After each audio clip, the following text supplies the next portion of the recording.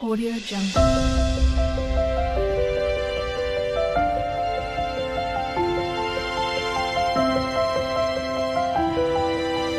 Audio Jungle. అపోస్తల కార్యం మొదటి అధ్యాయం మొదటి నుంచి.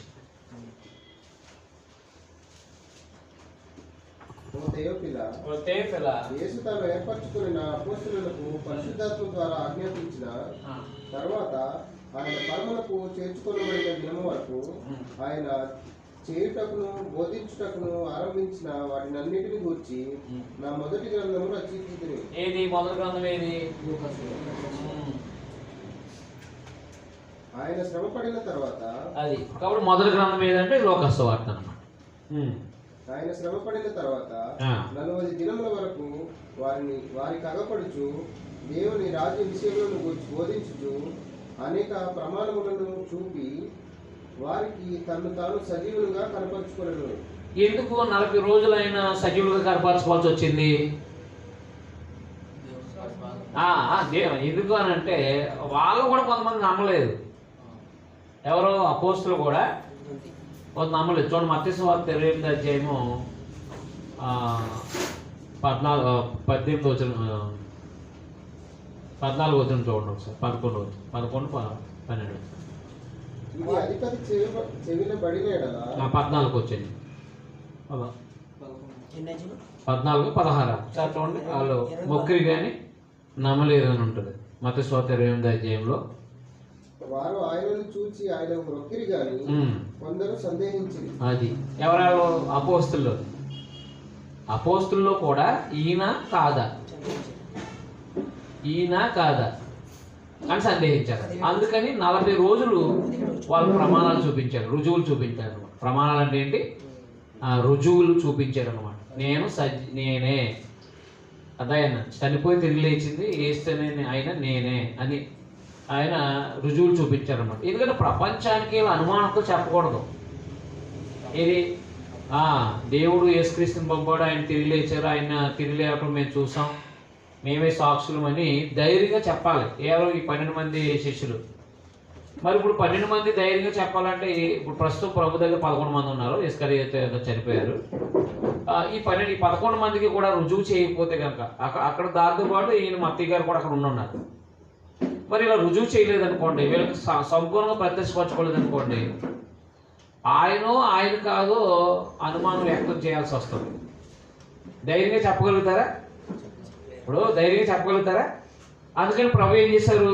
వీళ్ళకి సంపూర్ణంగా ఆయన ఒక 40 రోజులు నేను చనిపోయి తిరిగి లేచింది ఏసనే నేనే, మరణించిన ఆయన నేనే, తిరిగి లేచింది అని చెప్పేసి ఆయన చేతులు కాళ్ళు అన్నీ కూడా ఆయన చూపించారు. వాళ్ళందరూ చూపించి రుజువులు చూపించారు అన్నమాట. లేఖనాలని చేపిస్తూ ఆయన నేనే అని చెప్పేసి రుజువులు చూపించారు అన్నమాట. అయితే ఈయనైతే ఏమన్నాడు? ఎవరు? మన తోమ ఏమన్నారు? నేను ఆయన చేతుల్లో వేలు పెడితేనే కానీ, గాయాలు చూస్తేనే కానీ, ఆయన ప్రక్కలో నా వేలు పెట్టి చూస్తేనే కానీ నేను నమ్మను అంటారు. వీళ్ళేమో నేను ప్రభుని చూసామన్నారు. అబ్బాయి నేను ఆయన గాయాలు చూస్తేనే కానీ నేను నమ్మను అన్నారు. అప్పుడు అనేక సార్లు కొన్నిసార్లు ప్రత్యక్షమైనప్పుడు వాళ్ళ తలుపులు మూయగానే బయటకు ఆయన కనిపించి, తోమ నువ్వు అవిశ్వాసగా విశ్వాసం ఉండేది, నీ వేలు తీసిన ప్రక్కలో నీ వేలు పెట్టమన్నారు. అప్పుడు వాళ్ళకి అలా ఒక్కసారి అంటే అనేక సార్లు కనపడి రుజువులు చేసి చూపించారన్నమాట. అలాగే ఒకసారి మనకి 21వ అధ్యాయంలో యోహాను సువార్తలో ఆయన వల వేసినప్పుడు వేరే ఈ ప్రక్కన ఆయన చెప్పినట్టుగా ఏమని చెప్పారు. అప్పుడు వాళ్ళు వెంటనే ప్రభువుని గ్రహించారు. వలలో ఎక్కువగా చేపలు పట్టడంతో అంటే ఏమని గ్రహించారు? అలా ప్రభువుని గ్రహించారు. దాన్ని బట్టి ఆలోచన చేయండి. అంటే వాళ్ళు ఉన్న లోపాలని, అంటే వాళ్ళు ఉన్న అపనమ్మకాన్ని, అంటే ఆయన కాదనే సందేహాన్ని, క్షమించిన అపనమ్మకం కాదు, సందేహాన్ని ప్రభువారు ఏం చేశారంటే రుజువు చేసి, అంటే ప్రమాణాలు చూపించి, అది అనేక రుజువులు చూపించి తాను సజీవునిగా కనపరుచుకున్నారనమాట 40 రోజులు. అదేనా? ఎందుకంటే పస్కా పండుగకి పెంతెకోస్తు పండుగకి ఎన్ని రోజులు గ్యాప్? 50 రోజులు. ఈ 50 రోజుల్లో 40 రోజులు ప్రభువారు ఏం చేశారు? కనపరుచుకున్నారు. 3 రోజులు ఆయన సమాధిలో ఉన్నారు, అవునా కాదా? 43 రోజులు. ఓ 7 రోజులు వీళ్ళు యెరూషలేములో ఉన్నారు. నా తండ్రి వాగ్దానం కనిపెట్టి వరకు మీరు వెళ్ళొద్దని చెప్పండి కదా, ఏంటి, అవునా కాదా? అది చూడండి అక్కడ అపోస్తలుల 1వ అధ్యాయంలో అనేక రుజువులు చూపి తాను వారి తాను సజీవులుగా కనపరుచుకుని ఆయన వారు కలుసుకుని ఇలాగ ఆజ్ఞాపించి, మీరు యెరూషలేము నుండి వెళ్ళక నా వలన విన్న తండ్రి యొక్క వాగ్దానం కొరకు కనిపెట్టండి. నా వలన విన్న తండ్రి యొక్క వాగ్దానం కొరకు కనిపెట్టండి. యోహాను నీళ్ళతో బాప్తిసం ఇచ్చింది, కానీ కొద్ది దినములలో, అంటే కొద్ది దినాలంటే సుమారు ఒక 7 రోజుల్లో, అంతే కదా మరి. 3 రోజులేమో ఆయన పస్కా పండుగ నుంచి 3 రోజులేమో చనిపోయి సమాధి చేయబడి తిరిగి లేపడ్డారు. 40 రోజులేమో ప్రభు వీళ్ళకి అనేక రుజువులు చూపించారు. వీళ్ళని యెరూషలేము నుంచి వెళ్ళొద్దని చెప్పి కొద్ది దినముల్లో అన్నాడు కదా, అంటే సుమారు ఒక 7 రోజుల్లో పెంతెకోస్తు పండుగ వస్తుంది. ఈ కొద్ది దినాల్లో ఈ 7 రోజుల్లో లాగా మీరు తండ్రి యొక్క వాగ్దానం కొరకు కనిపెట్టండి, యెరూషలేము నుండి వెళ్ళొద్దు అన్నాడు. యెరూషలేము నుండి వెళ్ళొద్దు. ఎందుకంటే యెరూషలేము నుండి యెహోవా వాక్కు బయలుదేరుతుందని చెప్పేసి మనకి యెషయా గ్రంథం 2వ అధ్యాయము 2వ వచనం నుంచి చదివితే చూడండి ఒకసారి. ప్రవచనం ఉంది అక్కడ. యెషయా గ్రంథం 2వ అధ్యాయం 2 నుంచి 5వ వచనం వరకు చదవండి. అంత్య దినములలో పర్వతముల పైన యెహోవా మందిర పర్వతము పర్వత శిఖరమున స్థిరపరచబడి కొండల కంటే ఎత్తుగా ఎత్తబడును. ప్రవాహము వచ్చినట్టు సమస్త అన్యజనులు దానిలోనికి వచ్చేదారు. ఆ కాలమున సియోనులో నుండి ధర్మశాస్త్రం యెరూషలేములో నుండి యెహోవా వాక్కు బయలు వెళ్ళును. అది చూసారా, ఎక్కడి నుంచి బయలు వెళ్తుందంట? జనాలు గుంపులు గుంపులుగా కూడి వచ్చి యాకోబు దేవుని మందిరానికి యెహోవా పర్వతమునకు మనకు బోధించును. అది కాబట్టి యెరూషలేము నుంచి యెహోవా వాక్కు బయలు వెళ్తుంది అన్నారు అన్నమాట. కాబట్టి ఇప్పుడు అపోస్తలులు ఎక్కడ ప్రకటించాలి ముందు సువార్త? యెరూషలేములో. అది యెషయా గ్రంథంలో ప్రవచనం అన్నమాట. ఆ ప్రవచనం నెరవేరబోతుంది. తర్వాత పరిశుద్ధాత్మన యెషయా గ్రంథం 2వ అధ్యాయము 2 నుంచి 5 వచనాల వరకు అది ప్రవచనం. అక్కడ ఇక్కడ నెరవేర్పు 2వ అధ్యాయం. అలాగే యోవేలు గ్రంథం 2వ అధ్యాయం 28వ వచనంలో ప్రవచనం అది. ఏది? అంత్యదినంలో నా ఆత్మను కుమ్మరిస్తాననేది. 2వ అధ్యాయం నెరవేర్పు. అపోస్తలుల 2వ అధ్యాయము 14వ వచనంలో నెరవేర్పు అది.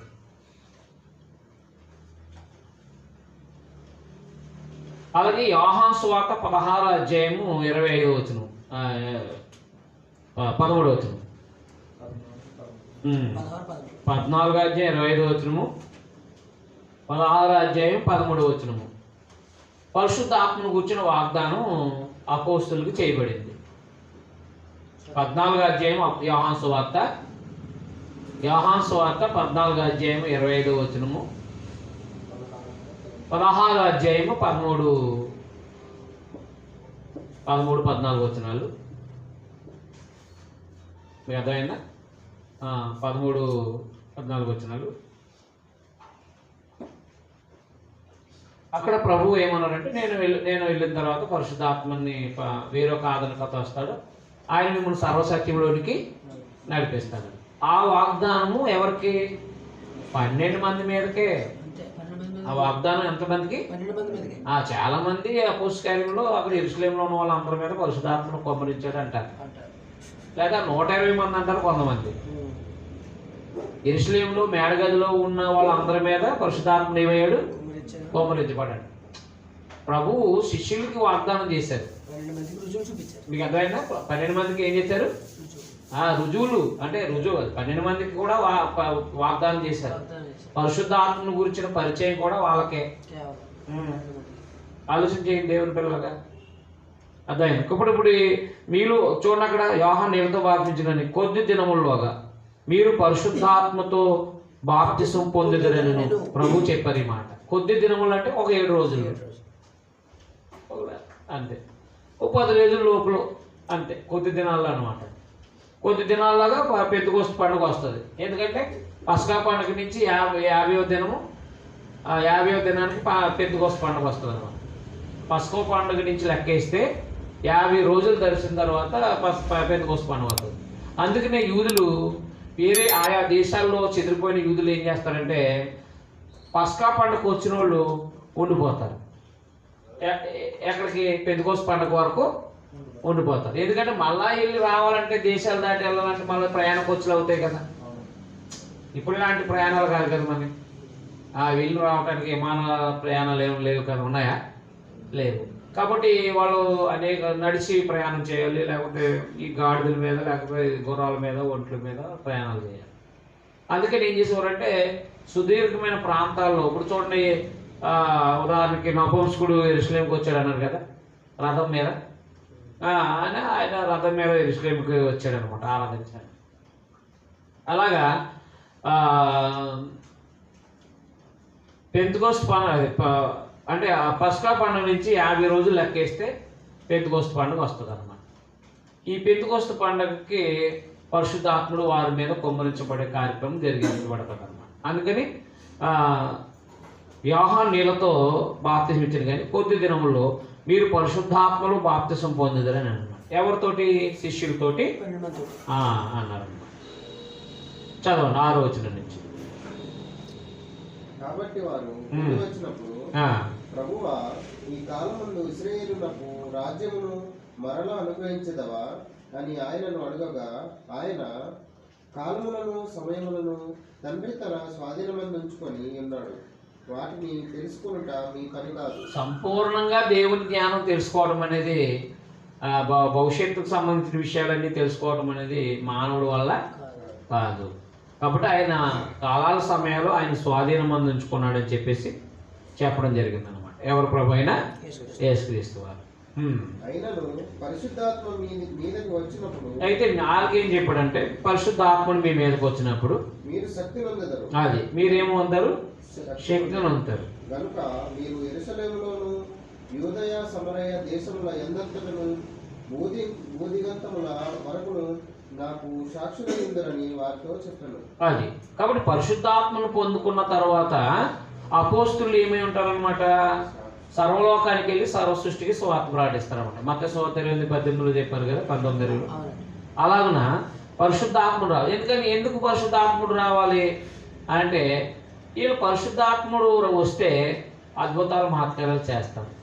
పరిశుద్ధాత్ముడు వస్తే భాషలతో మాట్లాడతారు. పరిశుద్ధాత్ముడు వస్తే ఏం మాట్లాడతారు? భాషలతో మాట్లాడతారు. పరిశుద్ధాత్ముడు వస్తే వీళ్ళు ప్రపంచ దేశాలకి వారు ఏ దేశమైనా వెళ్ళి ఆ దేశాలలో వాళ్ళ భాషతో స్వార్థ అందిస్తారన్నమాట. అర్థమైందండి? అందుకు మీరు మీరు నాకు సాక్షులే ఎందురు అన్నమాట. సాక్షులు అంటే ఎవరు? ఆయన మరణాన్ని, ఆయన సమాధిని, ఆయన తిరిగి లేవడాన్ని చూసిన వాళ్ళని ఎవరంటారు? సాక్షులు అంటారు. అది మిగతా వాళ్ళందరినీ సాక్షులని అంటారు. అది అందువల్ల సాక్షులు అంటారు. వార్త చెప్పారు. ఈ మాటలు చెప్పి వస్తారు 9వ వచనం. ఈ మాటలు చెప్పి వారు చూచుచుండగా ఆయన ఆరోహణమైనను. అప్పుడు వారి కన్నులకు కనబడకుండా ఒక మేఘము ఆయనను కొనిపోయాను. ఆయన వెళ్ళుచుండగా వారు ఆకాశం వైపు తేరి చూచుచుండిరి. ఇదిగో తెల్లని వస్త్రములు ధరించుకొని 2 మనుషులు వారి యొద్ద నిలిచి, గలిలయ మనుషులారా, మీరెందుకు నిలిచి ఆకాశం వైపు చూచుచున్నారు? మీ యొద్ద నుండి పరలోకమునకు చేర్చుకొనబడిన ఈ యేసే ఏ రీతిగా పరలోకమునకు వెళ్ళుట మీరు చూచితిరో ఆ రీతిగానే ఆయన తిరిగి వచ్చినని వారితో చెప్పిరి. అది కాబట్టి ప్రభు అంటే ఆయన ఆరోహణం అయిపోయారు. అంటే వాళ్ళు చూస్తుండగానే ఆయన అక్కడ ఆరోహణం అయిపోయారు. అంటే వెళ్ళిపోయారు అనమాట. మేఘం ఆయన్ని కప్పేసింది. అంతే అనమాట. అంటే పరలోకానికి వెళ్ళేది ఎలాగెళ్తుంది? ఆ దేహం తెలదు. పరలోకానికి రక్తమాంసాలు స్వతంత్రించుకోబట్టి ఆయన పరలోకానికి వెళ్ళేటప్పటికి ఆయన దేహం ఏమైపోద్ది అనమాట? మహిమాదేహంగా మారిపోద్ది అనమాట. మిగతా ఆయన అది మనకు మొదలుకొంది 15 అధ్యాయంలో 50-51 వచనాలు మనం చదివితే అక్కడ రక్తమాంసాలు దేవుని రాజ్యాన్ని స్వతంత్రించుకుని కానీ క్షయిత అక్షయితను స్వతంత్రించుకున్నారు. కాబట్టి మనం మార్పు చెందుతామని చెప్పేసి పౌలు గారు చెప్పారనమాట. అందువల్ల మహిమా దేహం అనేది అనమాట. మహిమా దేహం తెలుతారు. ఎందుకంటే భౌతికమైన దేహంతో ప్రభు అక్కడ ఉండడానికి అవకాశం లేదనమాట. అందుకని ఏమన్నారంటే గలీలతో, మీరు ప్రభు వెళ్ళడం చూశారు కదా, మళ్ళీ వస్తారన్నారు. అయితే తిరిగి వచ్చిన వార్త, పరలోకం వెళ్ళటం మీరు చూసారు, ఆ రీతిగా ఆయన తిరిగి వచ్చిన వార్త చెప్పారు. మీరు చూస్తారని లేదు, కానీ ఆయన వస్తారన్నారు. తిరిగి వస్తారని చెప్పారు తప్ప ఏ ప్రాంతానికి వస్తారో చెప్పలేదు. తిరిగి వస్తారని చెప్పారు తప్ప ఏ ప్రాంతానికి వస్తారో చెప్పలేదు అనమాట. ఇవి గమనించుకోవాల్సిన విషయాలు అనమాట. ఆ తర్వాత వీళ్ళు యెరూషలేముకి వెళ్ళి అక్కడ చాలామంది కూడుకుని ప్రార్థన చేశారు. 12 వచనం నుంచి. అప్పుడు వారు ఒలీవల వనమనబడిన కొండ నుండి యెరూషలేమునకు తిరిగి వెళ్ళిరి. ఆ కొండ యెరూషలేమునకు విశ్రాంతి దినమున నడవదగినంత సమీపమున ఉన్నది. వారు పట్టణంలో ప్రవేశించి తాము బస చేయుచున్న మేడగదిలోనికి ఎక్కిపోయి వారెవరనగా పేతురు, యోహాను, యాకోబు, అంద్రెయ, ఫిలిప్పు, తోమా, బర్తొలొమయి, మత్తయి, అల్ఫయి కుమారుడు యాకోబు, జెలోతే అనబడిన సీమోను, యాకోబు కుమారుడు యూదా అనువారు. అంటే అపోస్తలులు ప్లస్ 14 వచనం. వీరందరూ వీరితో కూడా కొందరు స్త్రీలను, యేసు తల్లి అయిన మరియయు ఆయన సహోదరులను ఏక మనసుతో ఎడతెగక ప్రార్థన చేయుచుండిరి. కాబట్టి వీళ్ళు ప్రభువు ఎప్పుడైతే ఆరోహణం అయిపోయారో, పరలోకానికి వెళ్ళిపోయారో, ఆ తర్వాత వీళ్ళు యెరూషలేముకి వచ్చేసారు. 12వ వచనంలో ఎవరికి వచ్చేసారు? యెరూషలేముకి వచ్చేసారు. అంటే యెరూషలేం నుంచి ప్రభు వెళ్ళొద్దన్నారు కదా, మరి యెరూషలేముకి వచ్చేసారు. యెరూషలేంలో మరి కొంతమంది స్త్రీలు, యేసుప్రభు వారి తల్లి గారు, యేసుక్రీస్తు వారి యొక్క తమ్ముళ్ళు, వాళ్ళందరూ కూడా అక్కడ మేడగదిలో ఉన్నారనమాట. అర్థమైందని అది మనకి అపోస్తలుల 12:12 ఉంటుంది. మా యెరూషలేంలో కూడుకునే స్థలము ఈ మేడగది ఎవరిదంటే అది జాన్ మార్క్ యొక్క ఇల్లు అనమాట. ఆ ఇంట్లో కూడుకున్నారనమాట. యేసు తల్లిని మరియు ఆయన సహోదరులు ఏక మనసుతో ఎడతెగక ప్రార్థన చేశారనమాట. ఆ కాలం మంది ఇంచుమించు 120 మంది సహోదరులు కూడి ఉన్నారు. అది ఎంతమంది? 120 మంది సహోదరులు కూడి ఉండగా పేతురు వారి మధ్య నుంచి చెప్పాను. వీళ్ళు ఏమన్నారు? ఈ 120 మంది ఉన్నారు కాబట్టి అపోస్తలుల 2వ అధ్యాయంలో 128 మంది కూడా పరిశుద్ధాత్మను పొందారని కొంతమంది వాదన. ఏమంటే పెంతెకొస్తేలు వాళ్ళందరికీ వచ్చేస్తుంది పరిశుద్ధాత్మ అంటూ ఉంటుంటారు. ఇప్పుడు కూడా వచ్చేద్దాం అనుకుంటూ ఉంటారు. ఇప్పుడు కూడా పరిశుద్ధాత్ముడు వస్తుంది కేకలేస్తారా అనుకుంటారు. అప్పుడు వాళ్ళు ఊహ అన్నమాట. అందువల్ల ఇక్కడ యెరూషలేములో కూడుకున్నప్పుడు మరి 11 మంది ఉన్నారు కదా అపోస్తలులు. 12 మందిని ఎన్నిక చేయబడాలి కదా. ఆ 12 మంది ఎన్నిక చేయబడాలంటే అప్పుడు వారు పేతురు గారు లేచి యోధ గురించి చెప్తూ 12 ఆయన్ని ఏర్పాటు చేసుకున్నారు అనమాట. సహోదరులారా, యేసును పట్టుకొనిన వారికి త్రోవ చూపిన యూదాను గూర్చి పరిశుద్ధాత్మ దావీదు ద్వారా పూర్వం పలికిన లేఖనము నెరవేరవలసి ఉన్నను. అతడు మనలో ఒకడుగా ఎంచబడిన వాడై ఈ పరిచర్యలో పాల్పొందెను. ఈ యూద ద్రోహం వలన సంపాదించిన రూకలనిచ్చి ఒక పొలము కొనెను. అతడు తలకిందులుగా పడి నడిమికి బద్దలైనందున అతని పేగులని బయటకు వచ్చాను. ఈయన డాక్టర్, అదే ఈయన మన లోక గారు డాక్టర్ కదా, అదే కొంచెం వివరంగా చెప్తున్నారు అనమాట. స్వార్థ రచనలో చాలామంది ఏం చెప్పారంటే ఆయన ఉరి పెట్టుకుని చనిపోయారని ఉన్నారు. అయితే ఈయన డాక్టర్ అంటే వైద్య సంబంధమైన టెర్మినాలజీ వాడాడు, పదజాలాలు వైద్య సంబంధమైన టెర్మినాలజీ వాడాడు. ఇప్పుడు అందరూ కూడా ముగ్గురు సువార్తికులు, మత్తయ్య గారు, మార్క్ గారు కానీ, యోహాన్ గారు కానీ, అంటే ఈ సువార్త రచనలు ఎలా వాడారంటే ఒక మన 12 సంవత్సరాల నుంచి రక్తస్రావం స్త్రీ ప్రభువుని ముట్టుకుంటే బాగుపడిపోయింది అన్నారు. లోక గారు ఏం వాడారంటే ప్రభువుల నుంచి ప్రభావం అంటే శక్తి ఆమెని అంటే కరెంట్ షాక్ ఇస్తే ఒక మనిషికి ఒక క్యాన్సర్ పేషెంట్ కరెంట్ షాక్ ఇస్తే ఎలాగ రక్తం ధారణ ఆగిపోద్దో అలాంటి వైద్య సంబంధ టెర్మినాలజీని లోక గారు వాడారు. మీకు అర్థమైంది? వైద్య సంబంధమైన మాటలు ఉపయోగించారన్నమాట. ఎంతోమంది వైద్యుల చేత తిప్పలపడి అనే మాట, ఇలాంటి పదాలు వాడారనమాట.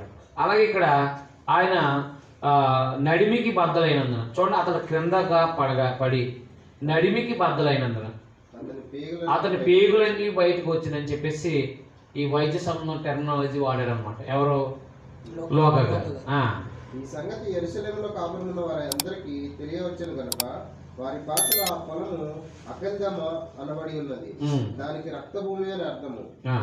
ఇందుకు ప్రమాణముగా అతని ఇల్లు పాడైపోవును గాక, దానిలో ఎవడునూ కాపురం ఉండకపోవును గాక అని, అతని ఉద్యోగము వేరొకడు తీసుకొను గాక అని కీర్తన గ్రంథంలో రాయబడి ఉన్నది. 109వ కీర్తన 8వ వచనంలో 8వ లైన్లో 109వ కీర్తన 8వ లైన్లో ఈ ఇస్కరియోతు గురించి ముందుగానే ప్రవచనం ఉందన్నమాట.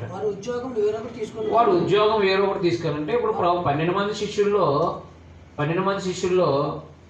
ఈయన తన ఉద్యోగాన్ని పోగొట్టుకున్నాడు కాబట్టి ఆ ఉద్యోగాన్ని వేరొకటి తీసుకొని కాకని ముందుగానే ప్రవచనం ఉందన్నమాట. 109వ కీర్తన 8వ లైన్లో అదైనా 109వ కీర్తన 8వ లైన్లో అతను చూడండి, అతను దినాలు కొద్ది వగును గాక,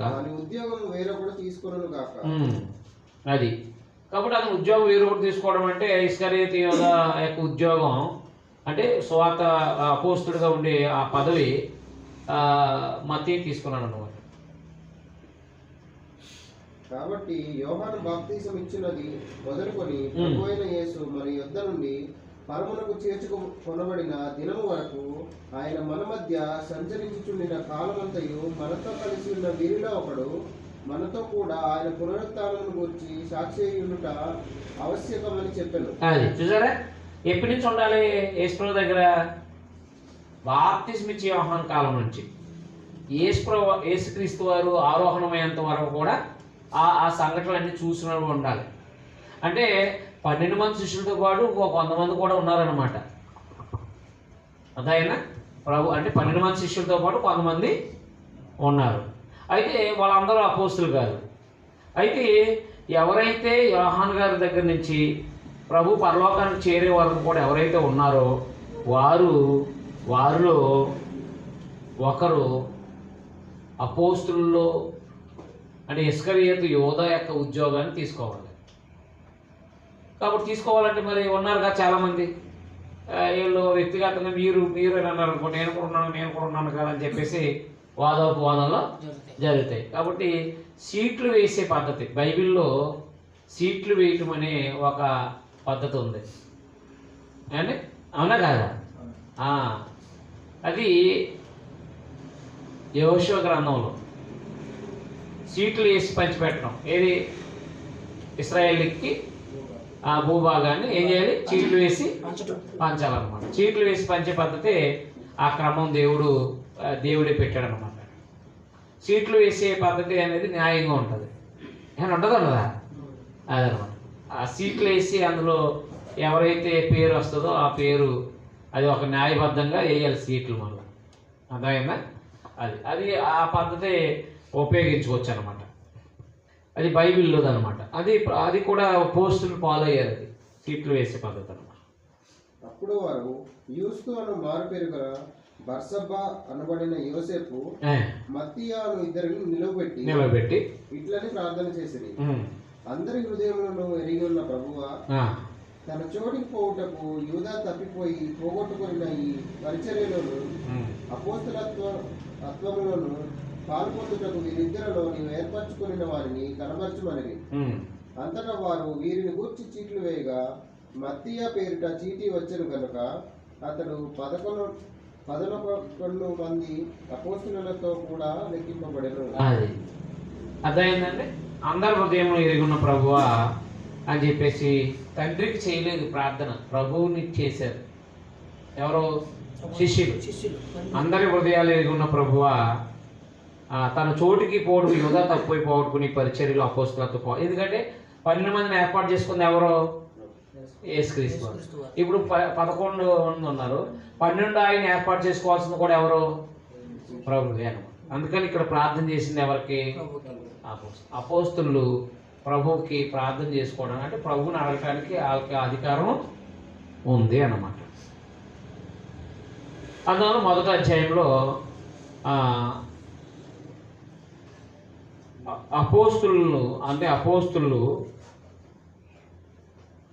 అపోస్తుల్ని ప్రభు బలపరచుట, ప్రభు ఆరోహణము, ఇస్కరియోతు యోధా బదులుగా మత్తీయ 11 మందితో అపోస్తులుగా లెక్కించబడతారు.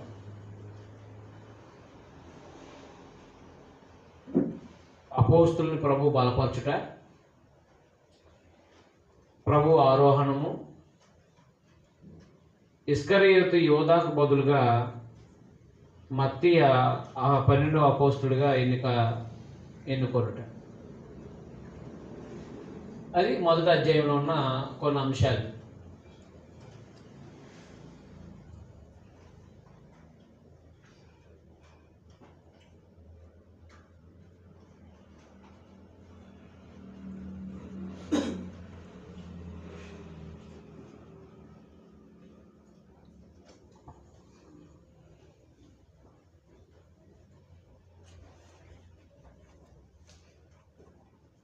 రెండో అధ్యాయం.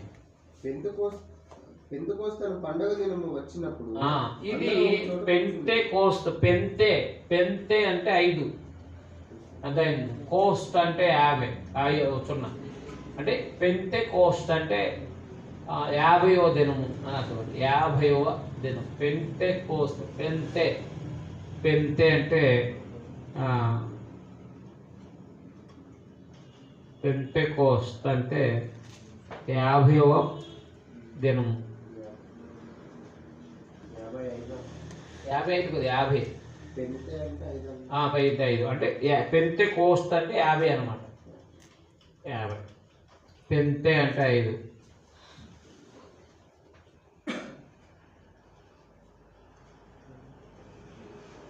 పెంతెకోస్తు పండుగ దినం వచ్చినప్పుడు అందరూ ఒక చోట కూడి ఉండ్రి. అందరూ అనే మాట వాడబడింది ఎవరిని? 12 మంది. అది మరి మీ ఈ గ్యాప్లో ఈ 120 మంది అక్కడ లేరు. అర్థమైందా? అక్కడ 120 మంది, ఇంచుమించు 120 మంది సహోదరులు కూడి ఉండగా అనే మాట ఉంది కదా 15 వచనంలో. ఆ 15 మంది ఉన్నారు కాదు. ఇది ఎవరు? ఇక్కడ పెంతెకోస్తు పండుగ దినం వచ్చినప్పుడు అందరూ ఒక చోట కూడి ఉన్నారు. అందరూ అనే మాట ఎవరిని సూచిస్తుంది? 12 మందిని సూచిస్తుంది. అందరూ అనే మాట ఎంతమంది చూపిస్తుంది? 12 మంది. చాలా మంది అపార్థం చేసుకున్నారు ఆ 15 వచనాన్ని. అది అందరూ అనే మాట అంటే అందరూ అని అంటే ఎక్కువ మంది కాబట్టి, ఒకరిద్దరు కాదు కాబట్టి ఆ 120 మంది అనుకున్నారు అన్నమాట. అప్పుడు వేగంగా వీచు బలమైన గాలి వంటి ఒక ధ్వని ఆకాశం నుండి అకస్మాత్తుగా వారి కూర్చుని ఉన్న ఇల్లంతా నిండెను. అది అంటే గాలి కాదు, అది గాలి వంటి ధ్వని. మరియు అగ్నిజ్వాలల వంటి నాలుకలు విభాగింపబడినట్టుగా కనబడి. అగ్నిజ్వాలలు కాదు, అగ్నిజ్వాలల వంటి నాలుకలుగా విభాగింపబడినట్టుగా వారికి కనబడి వారిలో ఒక్కొక్కని మీద వ్రాలగా. అందరూ పరిశుద్ధాత్మతో నింపబడిన వారిలో ఒక్కొక్కని మీద. వారిలో ఒక్కొక్కరి మీద అంటే ఎవరి మీద? 12 మంది అపోస్తుల మీద. వారిలో ఒక్కొక్కరి మీద వ్రాలగా అందరూ పరిశుద్ధాత్మతో నిండిన వారి ఆ ఆత్మ వారికి వాక్శక్తి అనుగ్రహించిన కొలది అన్య భాషలతో మాట్లాడసాగారు. అంటే వేరే దేశ భాషలతో మాట్లాడు. అన్య భాష అంటే మనకి ఇంగ్లీష్ అన్య భాష, తెలుగు మనకి హిందీ అన్య భాష, ఇలా అనమాట. మన స్వభాష కానిది మనకి ఏదైనా ఏమంటారు దాన్ని? అన్య భాష. అంటే మన భాష కాని వేరొక భాష అని అర్థం తప్ప శరబరబర కాదు. ఏదో మాట్లాడుతున్నారు. శరబరబర అనేది అయితే కాదు, కానీ వేరే దేశ భాష అన్నమాట. కాబట్టి శరబరబరబర అని అనేసి ఇది పరిశుద్ధాత్మ భాష అని అంటారు కదా. అమ్మ ఆ 4 మాటలు ఎక్కడో నేర్చుకున్నాడు ఆయన. ఆ శరబరబరబర అంటే నేను పరిశుద్ధాత్మతో మాట్లాడుతున్నాను అన్నట్టుగా ఫీల్ అవుతారని. అలా నిజానికి బైబిల్ మాట్లాడేవాడు పరిశుద్ధాత్మ ప్రేరేపణతోనే మాట్లాడుతున్నాడని అర్థం. అవునా? పరిశుద్ధాత్మ ద్వారా రాయబడిన సందేశాన్ని మాట్లాడుతున్నప్పుడు, పరిశుద్ధాత్మ రాయించిన సందేశం మాట్లాడినప్పుడు పరిశుద్ధాత్మ సందేశం మాట్లాడుతున్నట్టు లెక్క అన్నమాట. అందుకని వీళ్ళు పాపం వారు తెలియని అమాయకుల్ని ఇంగ్లీష్లో 4 మాటలు గ్లోరీ గ్లోరీ గ్లోరీ అని 4 ఏనా శరబరబర అనేది ఒక లిపి లేని. చిన్నప్పుడు అలాగే 3 గ్రాముల వాళ్ళు ఒకే మీటింగ్ పెట్టేవారు. అంటే ఆరాధన చేసుకునేవారు డినామినేషన్. అయితే వాళ్ళకి ఇలాంటి వజ్రాల నుంచి వచ్చి అడవికి తీసుకెళ్ళి ఇలాంటి ప్రాంతాలు చేస్తారు అదనమాట. ఓ సరబరబరబరా అనమాట. అప్పుడు మమ్మీలకు తెలిసింది కాదు. ఆయన మనకంటే ఇప్పుడు నవ్వు కింద ఉంది, కానీ అప్పుడైతే అయ్యో బాబు పరిశుద్ధాత్మ ద్వారా మాట్లాడేస్తున్నాడు ఆయన అని చెప్పేసి ఆశ్చర్యపోయేవారు అనమాట. ధనాన్ని కూడా తీసుకొచ్చి ఇచ్చేవారు. కాబట్టి ఆలోచన చేయండి. ఇక్కడ సరబరబర అనేది కాదు మాట్లాడతా, వేరే దేశ భాషతో దేవుని వాక్యాన్ని చెప్పారనమాట. అది తెలియాలి. ఏమన్నా వారి పరిశుద్ధాత్మతో నిండిన వారే. ఆ ఆత్మ అనగా పరిశుద్ధాత్మ వారికి వాక్శక్తి అనుగ్రహించిన కొలది అన్య భాషలతో మాట్లాడసాగారు. ఆ అన్య భాషలు ఏంటో కింద చెప్పాడు. ఏ దేశ భాషలతో మాట్లాడారో చెప్పాడు. ఆ కాలమున ఆకాశం క్రింద నుండి ప్రతి జనముల నుండి వచ్చిన భక్తి గల యూదులు యెరూషలేములో కాపురం నుండి. ఎందుకున్నారు కాపురం? వాళ్ళు పసగా పండగకు వచ్చి పెంతెకోస్తు పండుగ కాలిపోతారు కదా. ఆయా దేశం ఎవరాళ్ళు? ఆకాశము కింద నుండి ప్రతి జనం నుండి వచ్చిన భక్తి గల యూదులు. చెదిరిపోయారు కదా యూదులు. ఈ చెదిరిపోయిన యూదులు యెరూషలేములో కాపురం ఉన్నారంట ఆ సమయానికి, పెంతెకోస్తు పండుగ సమయానికి. ఎందుకంటే ప్రథమ ఫలాలు అర్పించాలి కదా మరి వీళ్ళు. ఈ శబ్దము కలగగా జనులు గుంపులుగా కూడి వచ్చి ప్రతి మనుషుడు తన తన స్వభాషతో వారు మాట్లాడుట విని కలవరపడి. అది తన స్వభాష అంటే యూదులు ఆయా దేశాలకు వెళ్ళిపోయారు. వారు ఏ భాష ఉందో ఆ దేశ భాష ఏదైతే ఉందో వాళ్ళ భాషతో దేవుని మాటలు వివరిస్తున్నారు. వీళ్ళందరూ గాలీలు, మళ్ళా ప్రొఫెసర్లు కాదు వీళ్ళు, సామాన్యులు, శాస్త్ర పరిచయాలు కాదు. పోనీ ఒకవేళ వాళ్ళ యొక్క సామర్థ్యాన్ని బట్టి ఇవి చుట్టుపక్కల దేశాల్లో జ్ఞానం అంటే భాషలు నేర్చుకుని మాట్లాడడానికి ఈ పండితులు కాదు వీళ్ళు.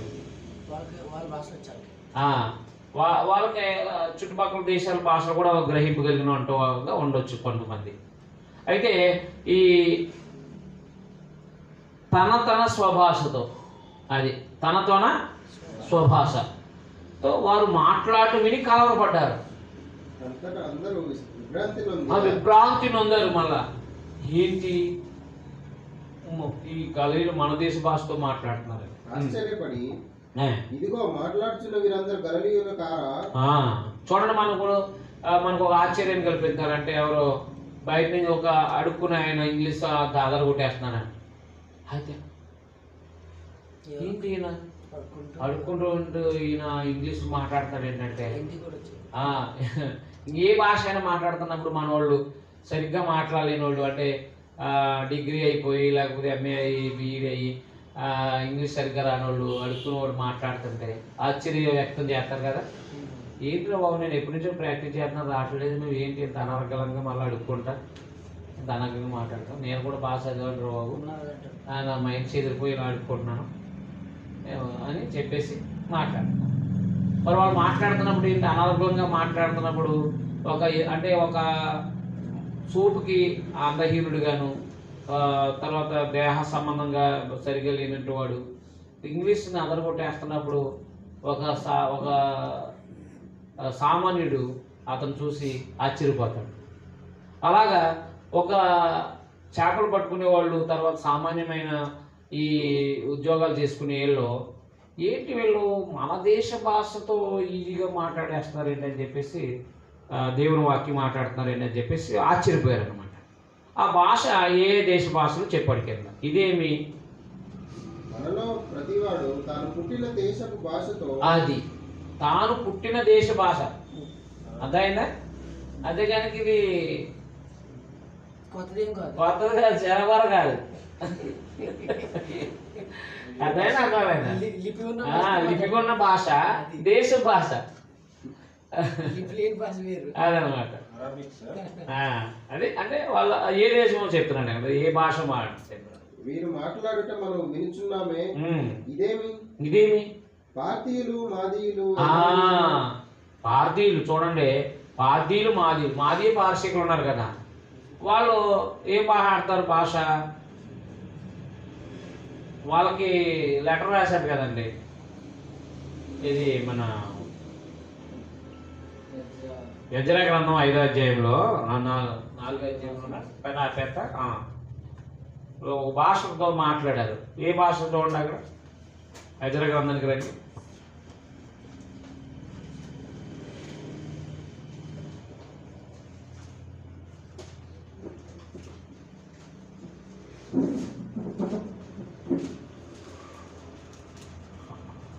బ్రేక్ తీసుకోండి ఒక 5 నిమిషాలు.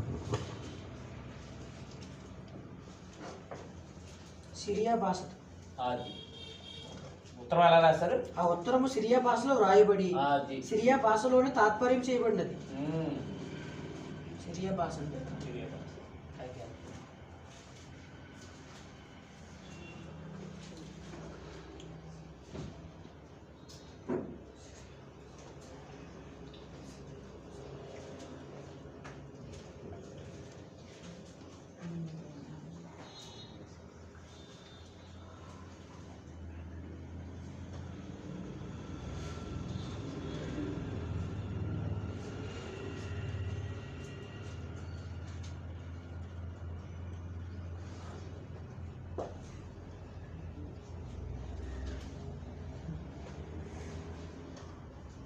అయితే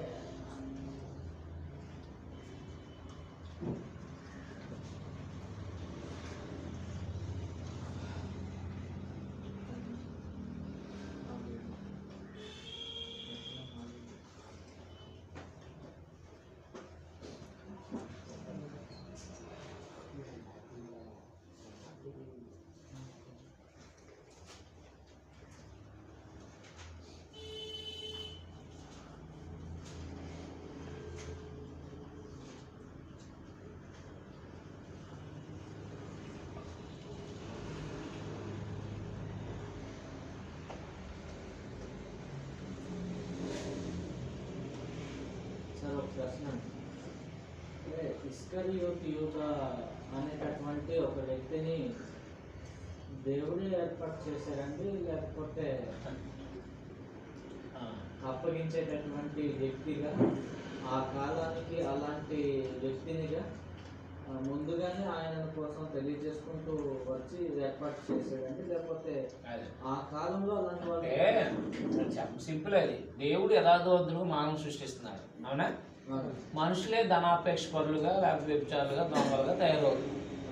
దేవుడు చేస్తున్నారా? మనుషులు చేసుకున్నారా? మనుషులే తయారవుతున్నారు కదా. ఆ తయారైన ఒక మనిషిని, ఒక పరువుని ఎలాగైతే వాడుకున్నాడు కఠినుడిని, ఆనాడు పరో కాలంలో అది ఇశ్రాయేల్ విడిపించే కాలానికి ఒక కఠినుడు పరో. ఆ కఠినత్వం కలిగిన పరోని కూర్చోబెట్టాడు దేవుడు. కఠినుడిగా చేసి కూర్చోబెట్టలేదు. కఠినత్వం కలిగిన ఒక ఆయనకి అధికారం ఇచ్చాడు. ఆ కఠినుడు ఉంటేనే దేవుడు అద్భుతాలు చేయగలుగుతాడు అక్కడ.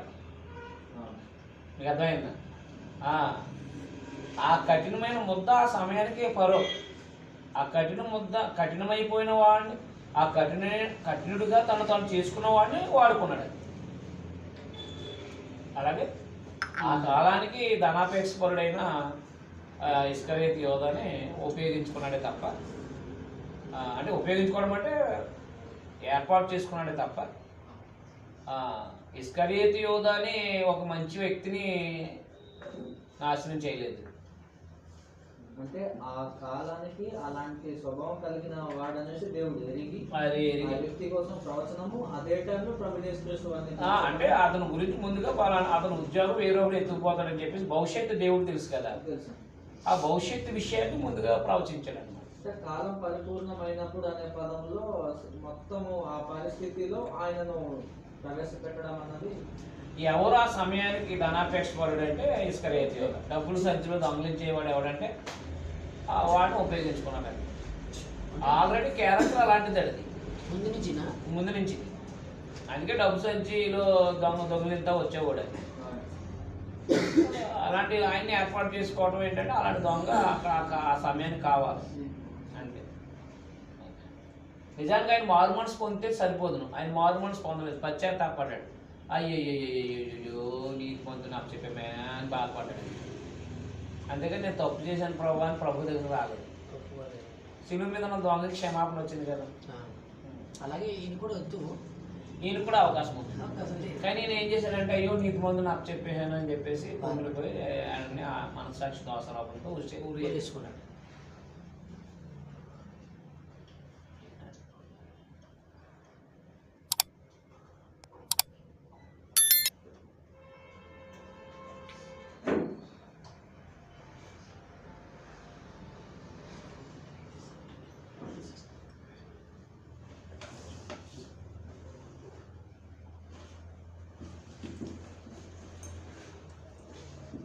దేవుడు న్యాయవంతుడు.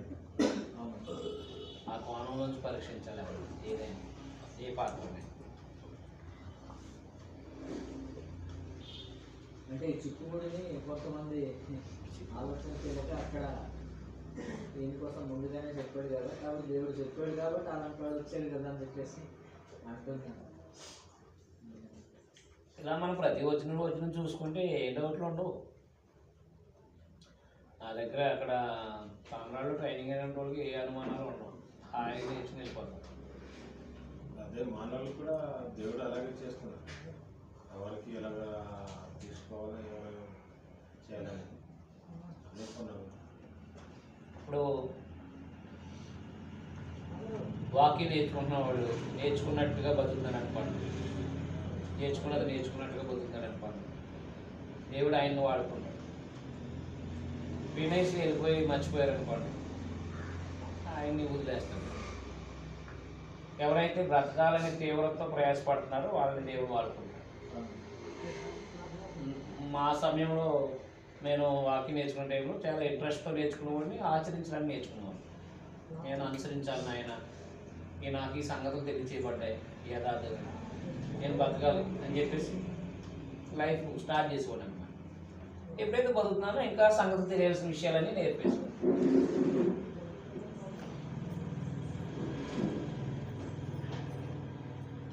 అలా వాడుకుంటాడు దేవుడు.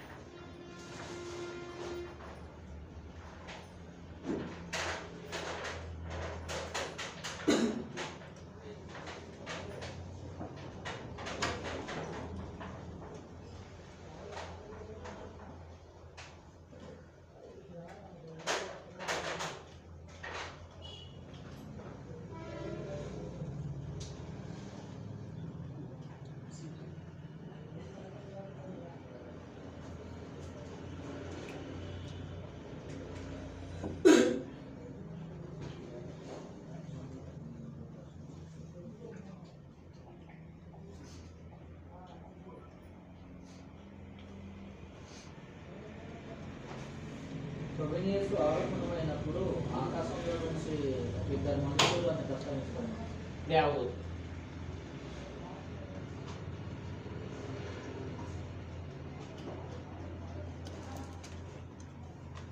ఈశ్వరు తిరిగేసినప్పుడు కూడా సమాధి దగ్గర ఒక ఆయన ఉంటే అంటే వాళ్ళు ఇద్దరు మనుషుల్ని చూసినట్టుగా కనపడుతుంది.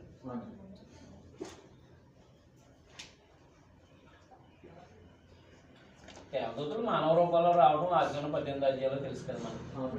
నేను అవునా కాదు, దేవదూతలు మానవ రూపంలో రావడం అనేది సహజమే. అది పెద్ద విచిత్రమైన పని ఏం కాదు. మనం మారటం అంటే కష్టం, కానీ వాళ్ళు ఆత్మలు మానవ దేహాలు రావడానికి పెద్ద కష్టమైన పని ఏమి కాదు. దేవుని దూతలకి దేవుడు పంపించాలనుకుంటే అది మంచి. అప్పుడు ఇద్దరు మనుషులు కనబడి చెప్పాలి కదా, సందేశం చెప్పాలి కదా. కనబడి మీరు ప్రభు ఎలాగ వెళ్ళారో మళ్ళీ అలాగే తిరిగి వస్తారు.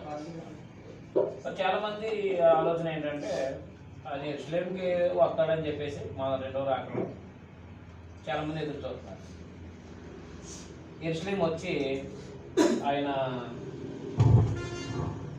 వచ్చి అక్కడ కుర్చీ వేసుకుని ఒక 5 సంవత్సరాలు పరిపాలిస్తాడు అని చెప్పేసి కొందరు ఈ వచ్చిన మీద అవగాహన లేని చాలామంది అవగాహన లేని వాళ్ళు ఏం చేస్తున్నారంటే యేసుప్రభు వారు యెరూషలేము నుంచి వెళ్ళారు కాబట్టి యెరూషలేముకు వస్తారు, ఆ కొండ మీదకి వస్తారు. అక్కడికి వచ్చి పరిపాలన స్టార్ట్ చేస్తారు. అప్పుడు గొర్రె పిల్ల తోడేలు కలిసి మేస్తాయని చెప్పేసి ఆత్మ సంబంధమైన సంఘం యొక్క సమానత్వాన్ని అక్షరార్థంగా బాధించుకుంటూ ఎదురు చూస్తున్న వాళ్ళు కూడా ఉన్నారు.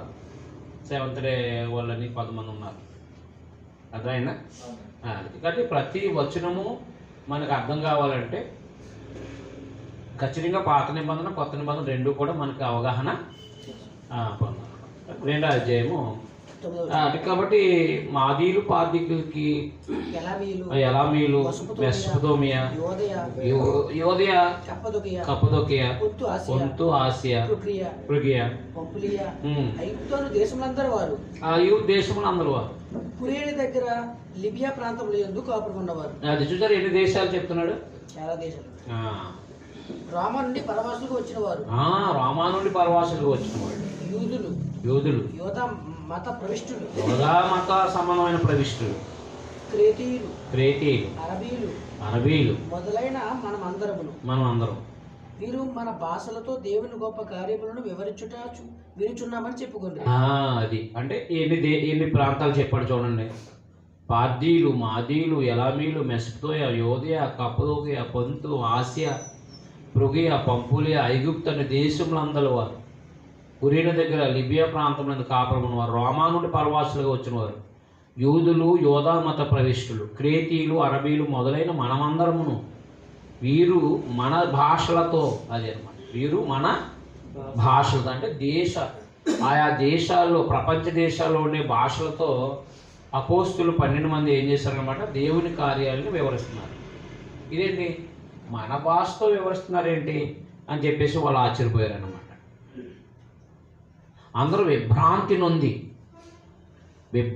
నొంది ఎటు తోచగా ఇది ఏమగునని ఒకరితో ఒకటి చెప్పుకున్నారు. కొందరైతే వీరు కొత్త మద్యంతో నిండి ఉన్నారని అపహాస్యం చేశారు. చూసారా, ఒక మంచి పని కాడ ఎప్పుడు కూడా ఈ వ్యతిరేకతలు అనేవి ఉంటాయి. మీరు ఎక్కడైనా వాకింగ్ చెప్పారనుకోండి, కొంతమంది మెచ్చుకుంటారు, కొంతమంది మెచ్చుకోలేరు. ఈ పరిస్థితులు ఉంటాయి, గమనించండి. వేరే కొత్త మద్యం తాగుంటారా ఇలా, అందుకే ఇలా మాట్లాడుతున్నారా అన్నారు అన్నమాట. కానీ నిజానికి అప్పుడు పేతురు గారు లేచారనమాట.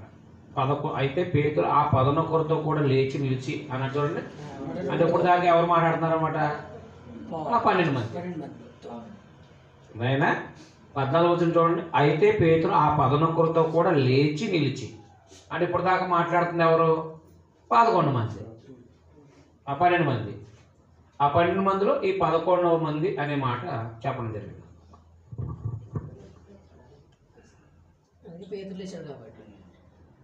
వచ్చే నెలకు వచ్చే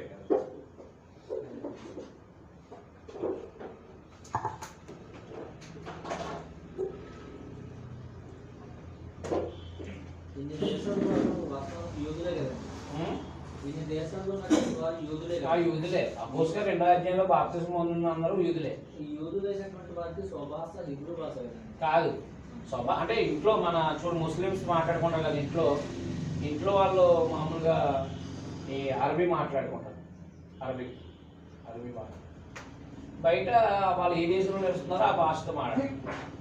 అప్పుడు హిబ్రూ భాష మాట్లాడుతున్న వాళ్ళు ఉన్నారు. 6వ అధ్యాయంలో గ్రీకు భాష మాట్లాడే వాళ్ళు కూడా ఉన్నారు. అంటే వాళ్ళకి స్వభాష వచ్చు, ఆ దేశం భాష కూడా వచ్చు. మన ఇండియాలో ఉన్న వాళ్ళు తెలుగు మాట్లాడతారు, ముస్లిమ్స్. వాళ్ళ భాష ఉర్దూ మాట్లాడతారు, హిందీ మాట్లాడతారు, కొంతమంది తెలుగు మాట్లాడతారు, అది మలయాళం మాట్లాడతారు, మళ్ళీ మనం తెలుగు మాట్లాడతారు. ఇలా కాబట్టి వాళ్ళ స్వభాష ఉంటుంది. వేరే దేశంలో నివసించినప్పుడు ఆ భాష కూడా వాళ్ళకి వస్తుంది అనమాట. ఇప్పుడు వీళ్ళు అనేక దేశాల్లో పాతుకుపోయారు కదా, పిల్లలు పాతుకుపోయారు కాబట్టి వాళ్ళ స్వభాష సొంత భాష అయిపోతుంది. ఎబ్రీ రానోళ్ళు కూడా ఉండొచ్చు. అయితే గ్రీకు చక్రవర్తి అలెగ్జాండర్ ఏం చేశాడంటే, ప్రపంచ దేశాలకి ఆనాటి కాలంలో గ్రీక్ అనేది ఒక ఇంగ్లీష్ లాగా మనకి ఇప్పుడు ప్రపంచ భాష ఇంగ్లీష్ అలాంటిదో గ్రీకు అనేది అలాగూ ప్రాచుర్యంలోకి నేర్పించాడు అనమాట. అందుకని ఎబ్రీ వస్తుంది, గ్రీక్ వస్తుంది. వాళ్ళు నివసిస్తున్న ప్రాంతస్తుల భాష కూడా మాట్లాడతారు అన్నమాట. చూడండి, మీరు ఎలాగ మీ స్వభాష మాట్లాడుతూ మళ్ళా తెలుగు మాట్లాడతారు, ఇలా హిందీ మాట్లాడతారు కదా, స్వభాష మాట్లాడుతూ ఎలా తెలుగు మాట్లాడతారు, అలాగనే వాళ్ళు కూడా వాళ్ళ స్వభాష వచ్చు. తర్వాత ప్రపంచ దేశాల్లో ఉన్న గ్రీక్ వచ్చు, వాళ్ళ సొంత భాష హెబ్రీ భాష వచ్చు. ఈ భాషలో వాక్యం చెప్పేటప్పటికి మన భాషతో మాట్లాడతారు ఏంటని చెప్పేసి ఆశ్చర్యపోయారు అనమాట. వాళ్ళు మాట్లాడుతున్న వాళ్ళు 12 మంది అక్కడ భాషతో మాట్లాడుతున్న ఎంతమంది? 12 మంది. 120 మంది మాత్రం కాదు. వాగ్దానం ఎవరికి? 12 మంది. అది మర్చిపోతుంది. వాగ్దానం అనేది 12 మందికే కాబట్టి ఆయన అయితే పేతురు ఆ 11తో కూడా లేచి నిలిచి బిగ్గరగా వాతెట్లాను, యోదయ మనుషులారా, యెరూషలేములో కాపురమున్న సమస్త జనులారా, ఇది మీకు తెలియగాక, చెవి ఎక్కి నా మాటలేనండి. మీరు ఊహించినట్టు మీరు మత్తులు కాదు, మీరు ఊహించినట్టు మద్యం తాగినోళ్ళు కాదు అని. ప్రొద్దు పొడిచి జామైనా కాలేదు. యోవేలు ప్రభుత్వం ద్వారా చెప్పబడిన సంగతి ఇదే. ఏంటంటే యోవేలు గ్రంథం 2:28 అంత్య దినములు యందు నేను నా మనుషులందరి మీద నా ఆత్మను కుమ్మరించేదను.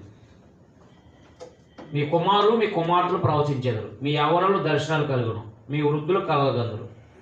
ఆ దినముల్లో నా దాసుల మీద నా దాసురాండ్రుల మీద నా ఆత్మను కుమ్మరించేదను గనుక వారు ప్రవచించేదరు. పైన ఆకాశమందు మహత్కార్యాలు, కింద భూమి మీద సూచక్రియలను, రక్తమును అగ్నిని పొగ ఆవిరిని కలగజేసేదను.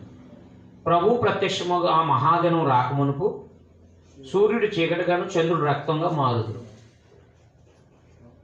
అప్పుడు ప్రభు నామాన్ని బట్టి ప్రార్థన చేయవారందరూ రక్షణ పొందురని దేవుడు చెప్తున్నాడు. అంటే యెరూషలేము నాశనం రాకముందు చాలామంది రక్షణ పొందుతారని చెప్పేసి ముందుగా ప్రవచనం ఉంది. మనుషులు అందరి మీద నా ఆత్మను కుమ్మరించేదని అన్నాడు కదా. మనుషులు అందరి మీద అంటే అక్కడ అపోస్తుల మీద అని అర్థం. అపోస్తులు ఎవరి మీద చేతులు ఉంచుతారో వాళ్ళందరి మీద పరిశుద్ధాత్ముడు ట్రాన్స్ఫర్ అవుతాడు తప్ప వారు పరిశుద్ధాత్మతో సంపూర్ణంగా నిండి ఉండరు అనమాట. యేసుక్రీస్తు వారు ఉన్నారనుకోండి, వాళ్ళు యేసుక్రీస్తు వారు అయితే సంపూర్ణంగా పరిశుద్ధాత్మను పొందారు. ఆయన ఇంకా పరిశుద్ధాత్ముడు డైరెక్ట్గా ఆయనలో నివసించేశారు. ఇది మత్తయి సువార్త 3:15-16 బాప్తిసం పొందినప్పుడు ఆయన పరిశుద్ధాత్మని పొందారు. పౌరం వల్ల పరిశుద్ధాత్మని దిగారు. ఆయన కొలత లేకుండా పొందారు. ఆయన ఎవరు? యేసు ప్రభువు గారు. కానీ బాప్తిసం అనే కొలతతో పొందారు. ఎవరు? అపోస్తులు. మళ్ళా పరిశుద్ధాత్మని వాళ్ళు చేతులుంచడం ద్వారా పొందేవాళ్ళేమో అది కొన్ని వరాల రూపంలో పొందారన్నమాట. ఎవరు? క్రైస్తవులు. ఎందుకంటే వాక్యం చెప్పాలి కదా. మరి ఇప్పుడు అపోస్తులే దేశాలని తిరిగి వాక్యం చెప్పలేరు కదా. అదే ఇక్కడ సంఘం ఏర్పడింది పాడేరులో. అపోస్తులు వచ్చి వాక్యం చెప్పారు, బాప్తిసం పొందారు. ఉదాహరణకి అపోస్తులు వెళ్ళిపోయారు వేరే దేశానికి. మరి ఇప్పుడు ఇక్కడ సంఘంలో వాక్యం ఎవరు చెప్పాలి? సంఘంలో అద్భుతాలు మహత్కార్యాలు ఎవరు చేయాలి? సంఘంలో భాషలు మాట్లాడాలి, సంఘంలో స్వస్థతలు చేయాలి. మరి అన్నీ ఎవరు చేస్తారో? వాళ్ళు వెళ్ళిపోయారు కదా అపోస్తులు. కాబట్టి వెళ్ళిపోకముందు ఏం చేసేవారంటే చేతులు పెట్టేవారు కొంతమంది మీద. పరిశుద్ధాత్మ వరాలు వాళ్ళకు వచ్చాయి అన్నమాట. అంటే వాక్యం చెప్పడం వరం, సువార్త చేయటం అనేవారు, పరిచయం చేసేవారం, ఈ అద్భుతాలు మహత్కారాలు చేసేవారం, తర్వాత ఎవరైనా బాగుపోతే ఒంట్లో రోగాలు బాగు చేసేవారం. ఈ వరాలన్నీ పరిశుద్ధాత్మ ద్వారా అపోస్తులు ఇచ్చేవారు అనమాట. అలా ఇచ్చేసి వెళ్ళిపోయేవారు. అయితే వీళ్ళకి ఇంకా బైబిల్ అక్కర్లేదు, కొత్త నిబంధన అక్కర్లేదు. డైరెక్ట్గా ఒక ఆదివారం నాడు వేసేటప్పటికి ఒకరు కీర్తన పాడేసేవారు. కీర్తనలో వాళ్ళు నేర్చుకోవాలి. ఇలా మన బుక్ వాళ్ళకి బుక్ అక్కర్లేదు. పరిశుద్ధాత్మ అనే వరం ఉంది కదా, ఆ వరంతో వాళ్ళు కొన్ని కీర్తన పాడేసేవారు అందరు కలిపి. అప్పుడు వెంటనే ఒక్కొక్క ఆయన మరలా వచ్చి వాక్యం చెప్పేవాడు. ఎలాగా? బుక్ లేదు, బైబిల్. అక్కడ ప్రజలకు అవసరమైన సంగతులు ఈయన పరిశుద్ధాత్మ ద్వారా మాట్లాడేసేవాడు. మీకు అర్థమైందా? తర్వాత పరిచయం చేసే క్రమం అక్కడ ఒక ఆయన లేచి పరిచయం చేసేవాడు. ప్రార్థన చేయటం, ఒక క్రమంగా ప్రార్థన చేయటం, ఒక ఆయన లేచి ప్రార్థన చేసేవాడు. అర్థమైందా? ఒక ఆయన ఏమో కొంతమంది వేరే దేశం వేరే భాష మాట్లాడే వాళ్ళు ఉంటే ఈ వాక్యంలో స్వభాషతో మాట్లాడుతున్న ఏని వెంటనే పరిశుద్ధాత్మ వరం మరొక ఆయన కలిగి ఉన్నవాడు ఆ భాషని మాట్లాడుతున్నప్పుడు ఇది తర్జుమా చేసి అక్కడ వారికి అర్థమయ్యేలాగా చెప్పేవాడు, భాషకు అర్థం చెప్పేవాడు అన్నమాట. అది నేను చెప్పినంత మొదటి కొన్ని పత్రిక 14వ అధ్యాయం 22 నుంచి చదివితే ఒకడు కీర్తన పాడాలన్నాడు, ఒకడు ప్రార్థన చేయాలి, ఒకడు వాక్యం చెప్పాలన్నాడు, ఒకడు ప్రవచించాలన్నాడు, ఒకడు భాష మాట్లాడాలన్నాడు. మంచిదే, క్రమంగా చేయండి, ఒకరి తర్వాత ఒకరు చేయండి, ప్రజలకు అర్థమవుతుంది అని చెప్పేశారు. స్త్రీలు మాట్లాడడానికి లేదని చెప్పేసి ఫాస్ట్గా చెప్పారు. మీకు అర్థమైందా? అంటే పరిశుద్ధాత్ముడు ఎప్పుడైతే అపోస్తుల పైన కుమ్మరించబడ్డాడో వీళ్ళకి కొలత ఉంది. ఎవరికి? అపోస్తులకి. యేసు ప్రభువుకి కొలత లేదు. డైరెక్ట్ పరిశుద్ధాత్ముడు వచ్చేసి ఆయనలో ఉన్నారు. యోహాను సువార్త 3వ అధ్యాయం కార్యక్రమం క్రమంగా చేయాలనుకుంటున్నాను. దాంట్లోనే ఆరాధన విషయంలోనే ముందు ముగింపు ప్రార్థన చేయకముందు ప్రకటన చేయవచ్చా చేయకూడదు? అవన్నీ క్రమమే అన్నీ. అవన్నీ ఇప్పుడు నేనున్నాను క్లాసుకి, ఇప్పుడు ఆరాధన అయిపోయిన తర్వాత కొంతమంది ప్రార్థన అవసరాలకు వాడతారు. నేనేం చెప్తానంటే ఈ ఏరియాకి వచ్చినప్పుడల్లా నేను ఏజెన్సీ వెళ్తున్నాను, ప్రార్థన చేయండి, ఈ ప్రార్థన అవసరం చెప్తాను. సంఘం ద్వారా బైబిల్ క్లాస్ జరుగుతున్నాయి, ప్రార్థన చేయండి. తర్వాత ఏజెన్సీలో సేవకులందరి కోసం ప్రార్థన చేయండి, అక్కడ ఉన్న స్థానిక సంఘాల కోసం ప్రార్థన చేయండి, ఇక్కడ నేను ఎక్కడికైతే వెళ్తున్నా ఆ ప్రాంతంలో ఉన్న పరిశుద్ధుల కోసం ప్రార్థన అని చెప్తాను. ఈ ప్రకటనలు ఎవరికైనా బాగోలేదంటే వాళ్ళ కోసం ప్రార్థన చేయడం కోసం ప్రకటన చేస్తాను. ముగింపు ప్రార్థనకు ముందు కొన్ని ప్రకటనలు చేసేయడానికి ఒక క్రమం అది. అయితే ప్రార్థన ఇసుకొచ్చేయకూడదు, ప్రసంగం ఇసుకు రాకూడదు, ముగింపు మాటలు కూడా ఇసుకు రాకూడదు. కొంతమంది 1 గంటకు లెగుతాడు మా ప్రకటనలు అంటాడు, మరి అంటే మొదలెడతారు. ఇటేమో ఆరాధన అయిపోయింది, ఈయన మళ్ళీ ప్రసంగం చేస్తున్నాడు ఒక అరగంట, అది ఇది మళ్ళీ చెప్తూ ఉంటాడు. ఈలోగా మన కడుపులో కాలిపోతుంది. అలాంటి న్యూసెన్స్ ఉండకూడదు అనమాట, పర్ఫెక్ట్గా ఉండాలి అంతే. అంటే మనకి టైం సెన్స్ అనేది ఉండాలి. 30 గంట ప్రసంగం, ఒక 5-6 కీర్తనలు, ఒక 30 గంట ప్రసంగం, ప్రభురాత్రి భోజనం ఒక 10 నిమిషాలు, పానుకలు ఒక 5 నిమిషాలు, హెచ్చరికలు ఒక 2 నిమిషాలే, హెచ్చరికలు 2 నిమిషాలు, ప్రార్థన ఒక 3 నిమిషాలు, అంతే, క్లోజ్ చేయాలి. అంటే పర్ఫెక్ట్గా బయటకు వెళ్ళిపోవాలన్నమాట.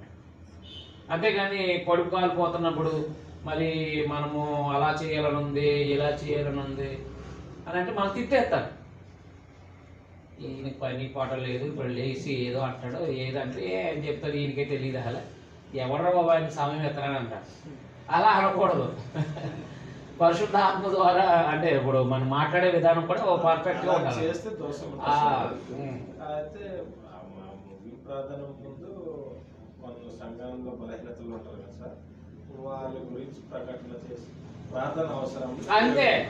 ఎలాగంటే పలానానికి రమేష్ గారికి ఒంట్లో వాళ్ళకి ప్రార్థన చేయండి అంతే, పలానాల్లో పలానా చోట ఉన్నా ప్రార్థన చేయండి అంతే. అంతే టక్ టక్ టక్ మనం వెళ్ళిపోవాలి. అది అదే ఒక క్రమమైన పద్ధతిలో వెళ్ళాలి. ఈ ఆరాధన మించే ఉండకూడదు మాటలు.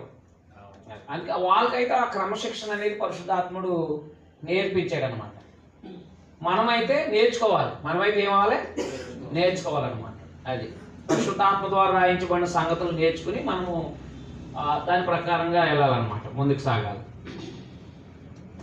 అదనమాట. అంటే మేము మాట్లాడుతుంది కొత్త మద్యం కాదు, మేము మాట్లాడుతుంది లేవేలు గ్రంథంలో చెప్పిన ప్రవచనం నెరవేర్పుకు సంబంధించి మాట్లాడుతూ ఉన్నారు. మేము అనేక భాషలతో మాట్లాడింది యోవేలు గ్రంథంలో ప్రవచించబడింది, మా విషయంలో ఏమైంది, నెరవేరింది అన్నారు. నెరవేరింది అని చెప్పేసి యోవేలు ప్రవక్త చెప్పిన సంగతి ఇదే. ఏంటిది? కాబట్టి పరిశుద్ధాత్మ ద్వారా మనుషులందరి మీద నా ఆత్మను కుమ్మరిస్తాను, మీ కుమార్తెలు ప్రవచిస్తారు, మీ యవనాలు దర్శనాలు కలుగుతారు, మీ వృద్ధులు కలగంటారు. ఈ కార్యక్రమం అనేది ఇదిగో నెరవేర్చబడింది అన్నాడు. యోవేలు గ్రంథంలో చెప్పిన ప్రవచనం నెరవేరింది మా ద్వారా. అంతేగాని మేము కొత్త మద్యంతో మత్తులేసి అప్పట్లేదని చెప్పేసి పేతురు గారు క్లారిటీ ఇచ్చారనమాట. ఎవరికి? అక్కడున్న ఆ భక్తి గల యోధులకి. అప్పుడు ప్రసంగం స్టార్ట్ చేశారు ఆయన. అదైనా 22 నుంచి ప్రవచనం యోవేలు గ్రంథం 2వ అధ్యాయం 28వ వచనము అక్కడ ప్రవచించబడింది, ఇక్కడ నెరవేర్చబడింది అనమాట. దీన్ని పెంతుకోస్తోళ్ళు అపార్థం చేసుకున్నారు. ముసలోళ్ళు కళ్ళకు అంటారు అన్నాడు కాబట్టి నాకు కళ్ళు వచ్చినాయని చెప్తానంటారు వాళ్ళు సంఘంలో. మీకు అర్థమైందా? యవనస్తులు ప్రవచిస్తారన్నారు కాబట్టి ఇదిగో మా కొన్ని మేము ప్రవచనాలు చెప్తాము, రాత్రి దర్శనాలు కలిగినాయి మేము చెప్తామంటారు. అర్థమైందా? కాబట్టి ఇప్పుడు మనకు అవి అవసరం లేదనమాట. ఎందుకంటే పరిశుద్ధాత్మ ద్వారా సందేశం రాయబడింది కాబట్టి ఒకడు బాప్తిస్మం ఎందుకు పొందాలి, బాప్తిస్మం ఏమిని పొందాలని సందేశం రాయబడింది. బాప్తిస్మం పొందిన తర్వాత దేవుని ఎలా ఆరాధించాలో రాయబడింది. క్రైస్తవుడిగా ఎలా ప్రవర్తించాలో రాయబడింది. రాయబడిన తర్వాత ఇంకా మనకు దర్శనాలు అవసరం, ప్రవచనాలు దర్శనాలు అవసరం లేదన్నమాట. చాలామంది తెలియక మరి అమ్మగారికి రాత్రి దర్శనం వచ్చిందంట, ఆ దర్శనం మనతో పంచుకుంటారు. నేను వాకింగ్ చెప్పడం రాక ఆ అమ్మగారి దర్శనం చెప్తారు. ఈవిడేమో రాత్రి నేను చూస్తుంటే 2 కోడిపెట్టలు కళ్ళలోకి వచ్చినాయి, ఒక కోడిపెట్ట కనపడకుండా పోయింది అంటారు. ఈవిడ కోడి పెంచదు కాబట్టి ఆ కోళ్ళు ఈవిడ కళ్ళలోకి వస్తూ ఉంటాయి. దాని పెద్ద ప్రసంగం చేస్తాడు ప్రసంగికుడు, ఆ కాలం గడిపేస్తాడు. అలా ఎంతో ఇంట్రెస్ట్గా ఉంటుంది. అవి 5 గంటలు, మనకు 1 గంటన్నర, మనం 1 గంటన్నర ఆలోచించడానికి మనకు కొంచెం దేహాలు కలిసిపోతాయి. వాళ్ళు 11ంటికి వెళ్తారు, 3ంటికి వస్తారు బయటికి. ఏంటి ఈ ప్రసంగాలంటే ఆయన ఏదో కీర్తన తీసిన మాటలు మాట్లాడతాడు, ఏదో బయట రాజకీయం వాళ్ళు చెప్తాడు, ఇంట్రెస్టింగ్గా ఉంటుంది. ఈ సాక్ష్యాలు అంటారు, ఈ కోడిపెట్ట కాల్లోకి వచ్చిందంటే, తర్వాత రాత్రి నాకు ఒక దర్శనం వచ్చింది, అందరూ వచ్చేసి చెప్తారు, అందరూ చెప్తారు అనమాట. ఇంకా ఆడవాళ్ళు అనేవి కొంచెం మసాలాలు వేసి, కొంచెం అల్లం వెల్లుల్లిపాయ వేసి, కొంచెం బాగా దట్టించి వండటం అలవాటు కాబట్టి వాళ్ళకి ఇక బాగా మాట్లాడమన్నాడు కదా ప్రసంగం. పాస్టర్ గారి కంటే ఎక్కువ ప్రసంగం చేస్తారు ఇక. అది అన్నీ కూడా ఎలా ఉంటాయంటే ఇంట్రెస్టింగ్గా ఉంటాయి. దర్శనం వచ్చిందంట అది అంటాడు. ఇది బయటికి వెళ్ళి చూస్తే ఆవిడ నోటి నిండా బూతులు, అర్థమైందా, భయంకరమైన జీవితం. తర్వాత ఇక అక్కడిక్కడ మోసుకుపోవడం, అర్థమైందా, ఏదైనా కర్ర కనపడితే కాలు ఎదరికి తన్నుకుపోవడం, దాన్ని ఎదరికి వెళ్ళి ఎట్టుకుపోవడం, అర్థమైందా. ఇవన్నీ లక్షణాలు ఉంటాయి ఆవిడ. కొన్ని కళలు దర్శనం వస్తే అది నిజం అవుతుంది అంటున్నారు సార్. ఏమో నాకు జీవితాంతం 5 రోజు కళ వస్తానే ఉంటాయి. ఆ కళ ఇప్పుడు నెరవేరలేదు, అర్థమైందా. ఆయన పనిపాట్ల యొక్క విస్తారమైన దానివల్ల మన కళలు వస్తాయి. మన కళలకు భావాలు లేవు. ఇప్పుడు దానియేలుకి కాదు మనం, అర్థమైందా. అది కాబట్టి మన కళలకు భావాలు ఏం లేవు. ఏ పొలాలు వస్తాయి, చచ్చిపోయాడు అంటారు. పొలాలు వచ్చినా ఏమామో, అంటే ఈ కట్టెలు మన మైండ్లోకి వచ్చిన ఏమామో, మరణం అనేది మనకు ఒకవేళ చచ్చిపోయి మన కళ్ళలోకి వచ్చినా, లేదా చచ్చిపోయినాడు బతికొచ్చాడని కళ్ళలోకి వచ్చినా, ఎక్కువ శాతం మనకి ఏమవుతాయి, చచ్చిపోయినాడు బతికొచ్చినట్టుగా ఉంటాయి మన ఇంట్లో వాళ్ళు ఎవరో. సార్ నిజంగా రియల్గా జరిగిందన్న. అంటే నేను ఇది అది నా కుటుంబం, ఒక కుర్రోడు చనిపోయాడు. వాళ్ళ తల్లి వాళ్ళ తండ్రి వచ్చి ఇదిగో మీ తమ్ముడు చనిపోయాడులే అని లేపి మళ్ళీ చేస్తే వెంటనే నాకు ఫోన్ వచ్చింది సార్. ఫోన్ వచ్చి చచ్చిపోయాడు రండి అని పిలిచారు. అది అంటే ముందుగా చూపించేసాడు దేవుడు మీకు. ఏమో కానీ సార్ అది ఇలా వచ్చింది సార్. కొన్నిసార్లు అంటే ఇప్పుడు ప్రస్తుతం జరిగే సంఘటనలు అనేవి మనకు అలా వస్తూ ఉంటాయి. అంటే అలాంటిది భవిష్యత్తులో జరగబోయేవన్నీ రావు మనకి.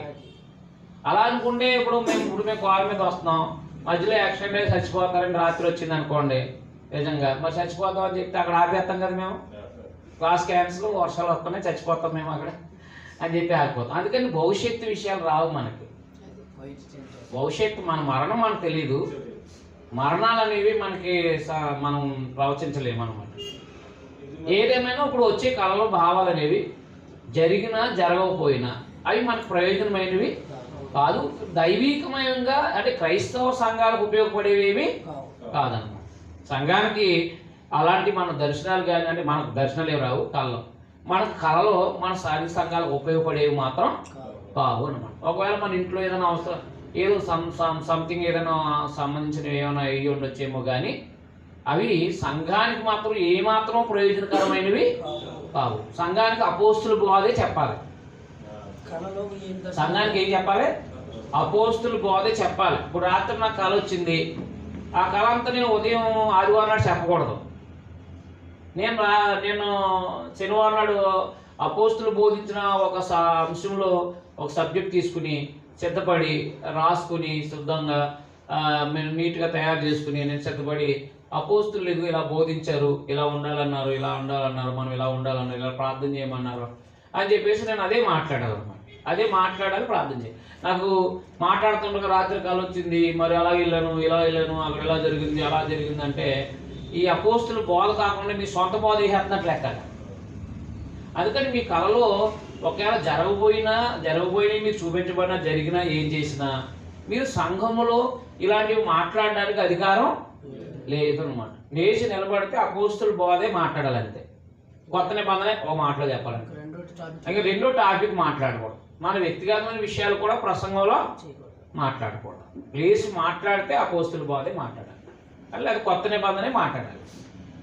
ఆత్మీయంగా ఎదగాలంటే కొత్త నిబంధనే మాట్లాడాలన్నమాట. అందుకని మనకి ఎన్ని కళలు వచ్చినా ఆ కళలో మన భార్యతోనూ మన పిల్లలతో పంచుకోవడమే తప్ప సంఘములో మాట్లాడడానికి మనకు అధికారము లేదు. ఇది క్రైస్తవులందరూ తెలుసుకోవాల్సిన విషయం మొట్టమొదటి. నేను అర్థమైనా రైట్ అనమాట. అందుకని వాళ్ళకిలాగా మీరు ఉండొద్దని చెప్పేసి పెద్దకోస్తులంటే నేను చిన్నప్పటి నుంచి పెద్దకోస్తులో ఉన్నాం కాబట్టి కళలు చెప్పమంటే కోళ్ళ గురించి, కుక్కల గురించి, నక్కల గురించి అయ్యో కథలు. ఏదో వచ్చింది ఎగిరిపోయింది, పావురం వచ్చింది ఎగిరిపోయింది, ఏసులో వచ్చాడు మళ్ళీ కనపడకుండా పోయాడు, ఏదేదో కథ పిచ్చా పాటలు చెప్పేవారు అన్నమాట. బైబిల్ అర్థమయ్యా తెలిసింది వీళ్ళకి పరిశుద్ధాత్ముడు కాదు, మొత్తం మీద రాత్రి వీళ్ళకి అపవాదే ప్రేరేపించి ఒక కళ రప్పించాడు వీళ్ళకి. ఆ కళలో వీళ్ళు ప్రసంగాన్ని అంటే ఇక దైవికమైన సమయాన్ని వృధా చేస్తున్నారు వీళ్ళు అని చెప్పేసి వ్యర్థమైన ఆరాధన చేస్తున్నారు అనేది మాకు తర్వాత అర్థమైంది. అప్పుడు మేము సెపరేట్గా ఆరాధన చేసుకోవడం మొదలుపెట్టి ఈ స్థాయికి వచ్చాం దేవుని దయ వల్ల. అర్థమైందండి?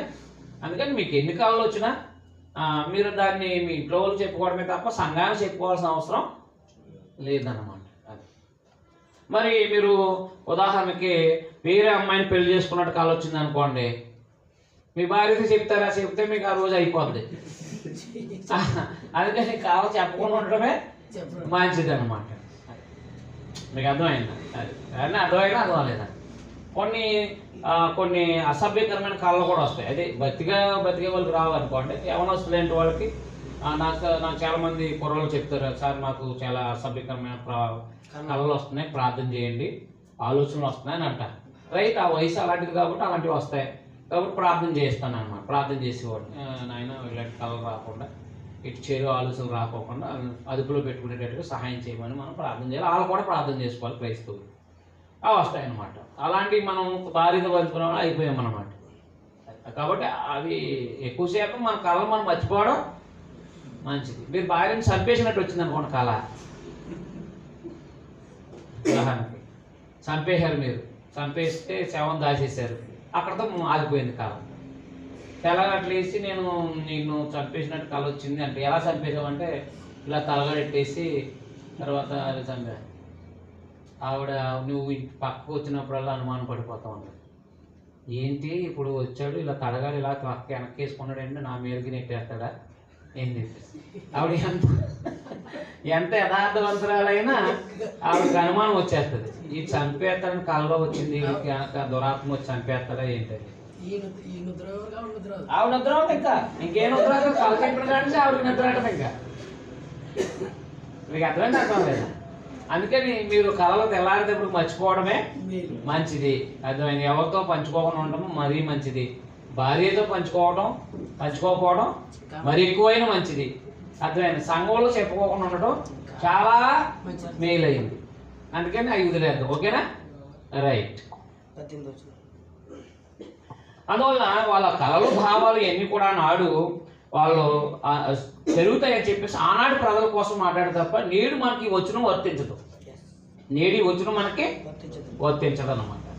ఇప్పుడు ప్రకటన గ్రంథము ఆనాటి కాలానికి రాయబడింది కదా, ఆనాటి ప్రజలను బలపరచడానికి రాయబడింది. ఆనాటి ప్రభుత్వం కదా క్రైస్తవులను పెట్టింది.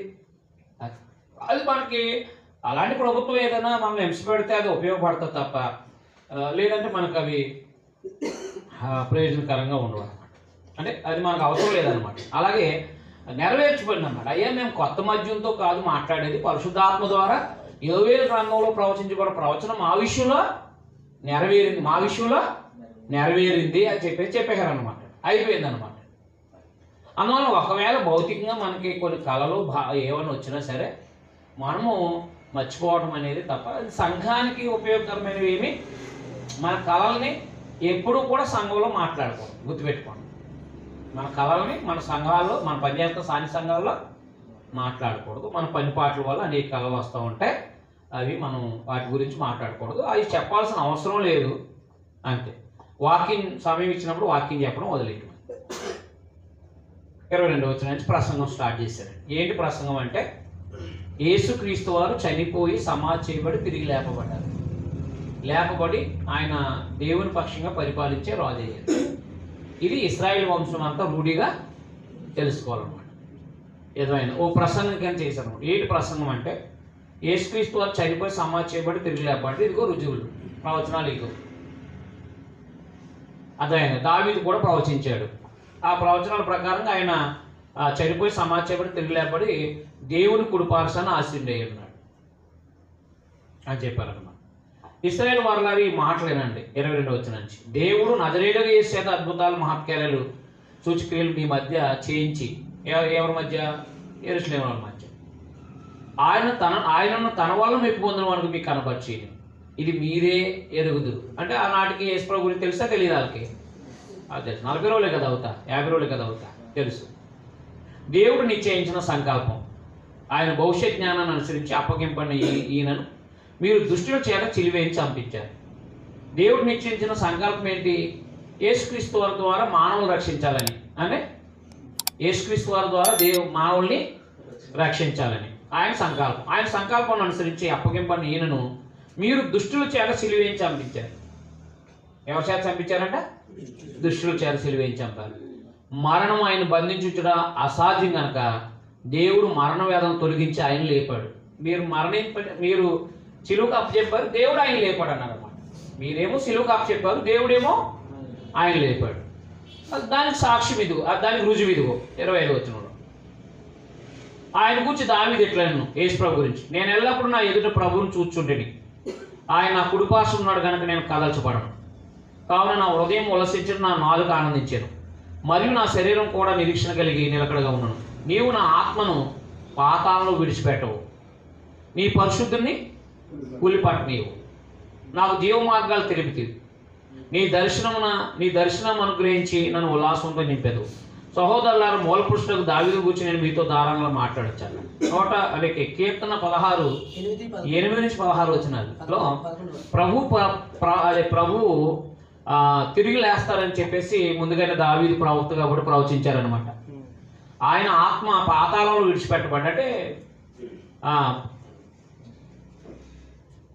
కింద లోకంలో విడిచిపెట్టబడడు, పరిశుద్ధిని కూలిపట్టనేవు. అంటే దేహం కూలిపోదు, 3వ రోజుకి దేహం ఏమవ్వదు, కూలిపోదు అని ముందుగానే దావీదు చెప్పాడు అనమాట. యేసుప్రభువు వారి దేహము కూలిపోదు, ఆయన పాతాళంలో ఉండరు, తిరిగి లేపబడతారని చెప్పేసి దావీదు గారు కీర్తన 16లో ముందుగానే ప్రవచించారు. ఆ ప్రవచనం అనేది మనకి ఇది అని చెప్పేసి రుజువు చూపించారనమాట. అంటే ప్రవచనం చూపించారనమాట. సహోదరులారా, మూల పురుషులకు దావీదు గురించి మీతో నేను ధారాళంగా మాట్లాడొచ్చును. అతడు చనిపోయి సమాధి చేయబడిన, అతని సమాధి నేటి వరకు మన మధ్య ఉంది. అతడు ప్రవక్త అయ్యుండును గనక అతని గర్భఫలం నుండి అతని సింహాసనం మీద ఒకరు కూర్చుని పెట్టుదని దేవుడు తనతో ప్రమాణపూర్వకం ఒట్టు పెట్టుకున్న సంగతి అతడు ఎరిగి, అదే సమూయేలు 2వ గ్రంథం 7:12 వచనంలో అతని గర్భఫలం నుండి అతని సింహాసనం మీద ఒకరు కూర్చుని పెట్టుదననే ప్రవచనము సమూయేలు 2వ గ్రంథం 7:12 వచనంలో నీవు నిద్రించిన తర్వాత నేను నీ సింహాసనం మీద నా కుమారుని కూర్చొని పెడతానని చెప్పేసి, నీ కుమారుడు నా కుమారుడుగా చేసుకున్నానని చెప్పేసి దేవుడు అక్కడ దావీదుకు చెప్పాడు. అది ఈయన ఎరిగి, ఎవరో దావీదు గారు ఎరిగి, క్రీస్తు పాతాళంలో విడవబడలేదని, ఆయన శరీరం కుళ్ళిపోలేదని దావీదు ముందుగా తెలుసుకుని ఆయన పునరుత్థానం గురించి చెప్పారంట. అర్థమైందా? అంటే యేసుక్రీస్తు వారికి క్షమించి దావీదుకి దేవుడు యేసు ప్రభువును వాగ్దానం చేశారు. ఏది 2 సమయంలో 7:12 నీ కుమారుడు నా కుమారుడుగా చేసుకుంటానని ఆయనకు వాగ్దానం చేశారు. కాబట్టి అది మనసులో పెట్టుకున్నారు ఆయన, ఎవరు? దావీదు. ఏమన్నారు ఆయన? ఓహో, నా సంతానంలోంచి వచ్చే మెస్సయ్య ఆయన చనిపోరు, అంటే అది ఆయన చనిపోయినా కానీ తిరిగి లేస్తారు కాబట్టి తిరిగి లేస్తారు కాబట్టి నాయన నువ్వు నా ఆత్మను పాతాళంలో విడిచిపెట్టమని చెప్పేసి ఆయన ప్రవచించారన్నమాట. అర్థమైందండి? ఆయన క్రీస్తు పాతాళంలో విడవబడలేదని, ఆయన శరీరం కుళ్ళిపోలేదని దావీదు ముందుగా తెలుసుకుని ఆయన పునరుత్థానం గురించి చెప్పాను. ఈ యేసుని దేవుడు లేపాను. యేసుని దేవుడు లేపాడు. దీనికి మేమందరం సాక్షులు. మేమందరము అనేది 12 మంది. మేమందరము అనేది ఎంతమంది? 12 మంది. మేమందరము సాక్షులము. అది దావీదు ప్రవచనం సాక్ష్యం ఉంది, ఆ దావీదు ప్రవచనం ఉంది. అదైన ఆ దేవుడు యేసు వారిని తిరిగి లేపారనడానికి, యేసుక్రీస్తు వారిని తిరిగి లేపారనడానికి 12 మంది అయిన మేము సాక్ష్యం చెప్తున్నాం అన్నారు అన్నమాట. మేము సాక్షులము. దావీదు ప్రవచనము, మేము సాక్షులము. అది దావీదు ప్రవచనం ఉంది, మేము తిరిగి లేచినందుకు మేము సాక్షులం అని చెప్పారు. 2 రుజువులు అనమాట. ఒకటి దావీదు ప్రవచించారు, రెండోది 12 మంది. ఆ 12 మంది చూశారు, సాక్ష్యం చెప్పారు, యేసు ప్రభు తిరిగి లేచారు. కాబట్టి యేసుని దేవుడు లేపాను, దీనికి మేము అందరం సాక్షులం. దావీదు ముందుగా చెప్పారు, యేసు ప్రభు దేవుడు తిరిగి లేపారు, దానికి మేము సాక్షులం అన్నారు అన్నమాట. ఎవరు? అపోస్తలులు. కాగా ఆయన దేవుని కుడిపార్శ్వన హెచ్చింపబడి పరిశుద్ధాత్మను కూర్చున్న వాగ్దానం తండ్రి వలన పొంది మీరు చూచుతూ వింటున్న దీన్ని కుమ్మరించి ఉన్నాడు. అదైనా కాగా దేవుని కుడిపార్శ్వన హెచ్చించబడి పరిశుద్ధాత్మను కూర్చున్న వాగ్దానం తండ్రి వలన పొంది మీరు చూచుచూ వినుచున్న దీన్ని కుమ్మరించి ఉన్నాడు. ఎవరి మీద? అపోస్తలుల మీద. కాబట్టి దావీదు పరలోకానికి ఎక్కిపోలేదు.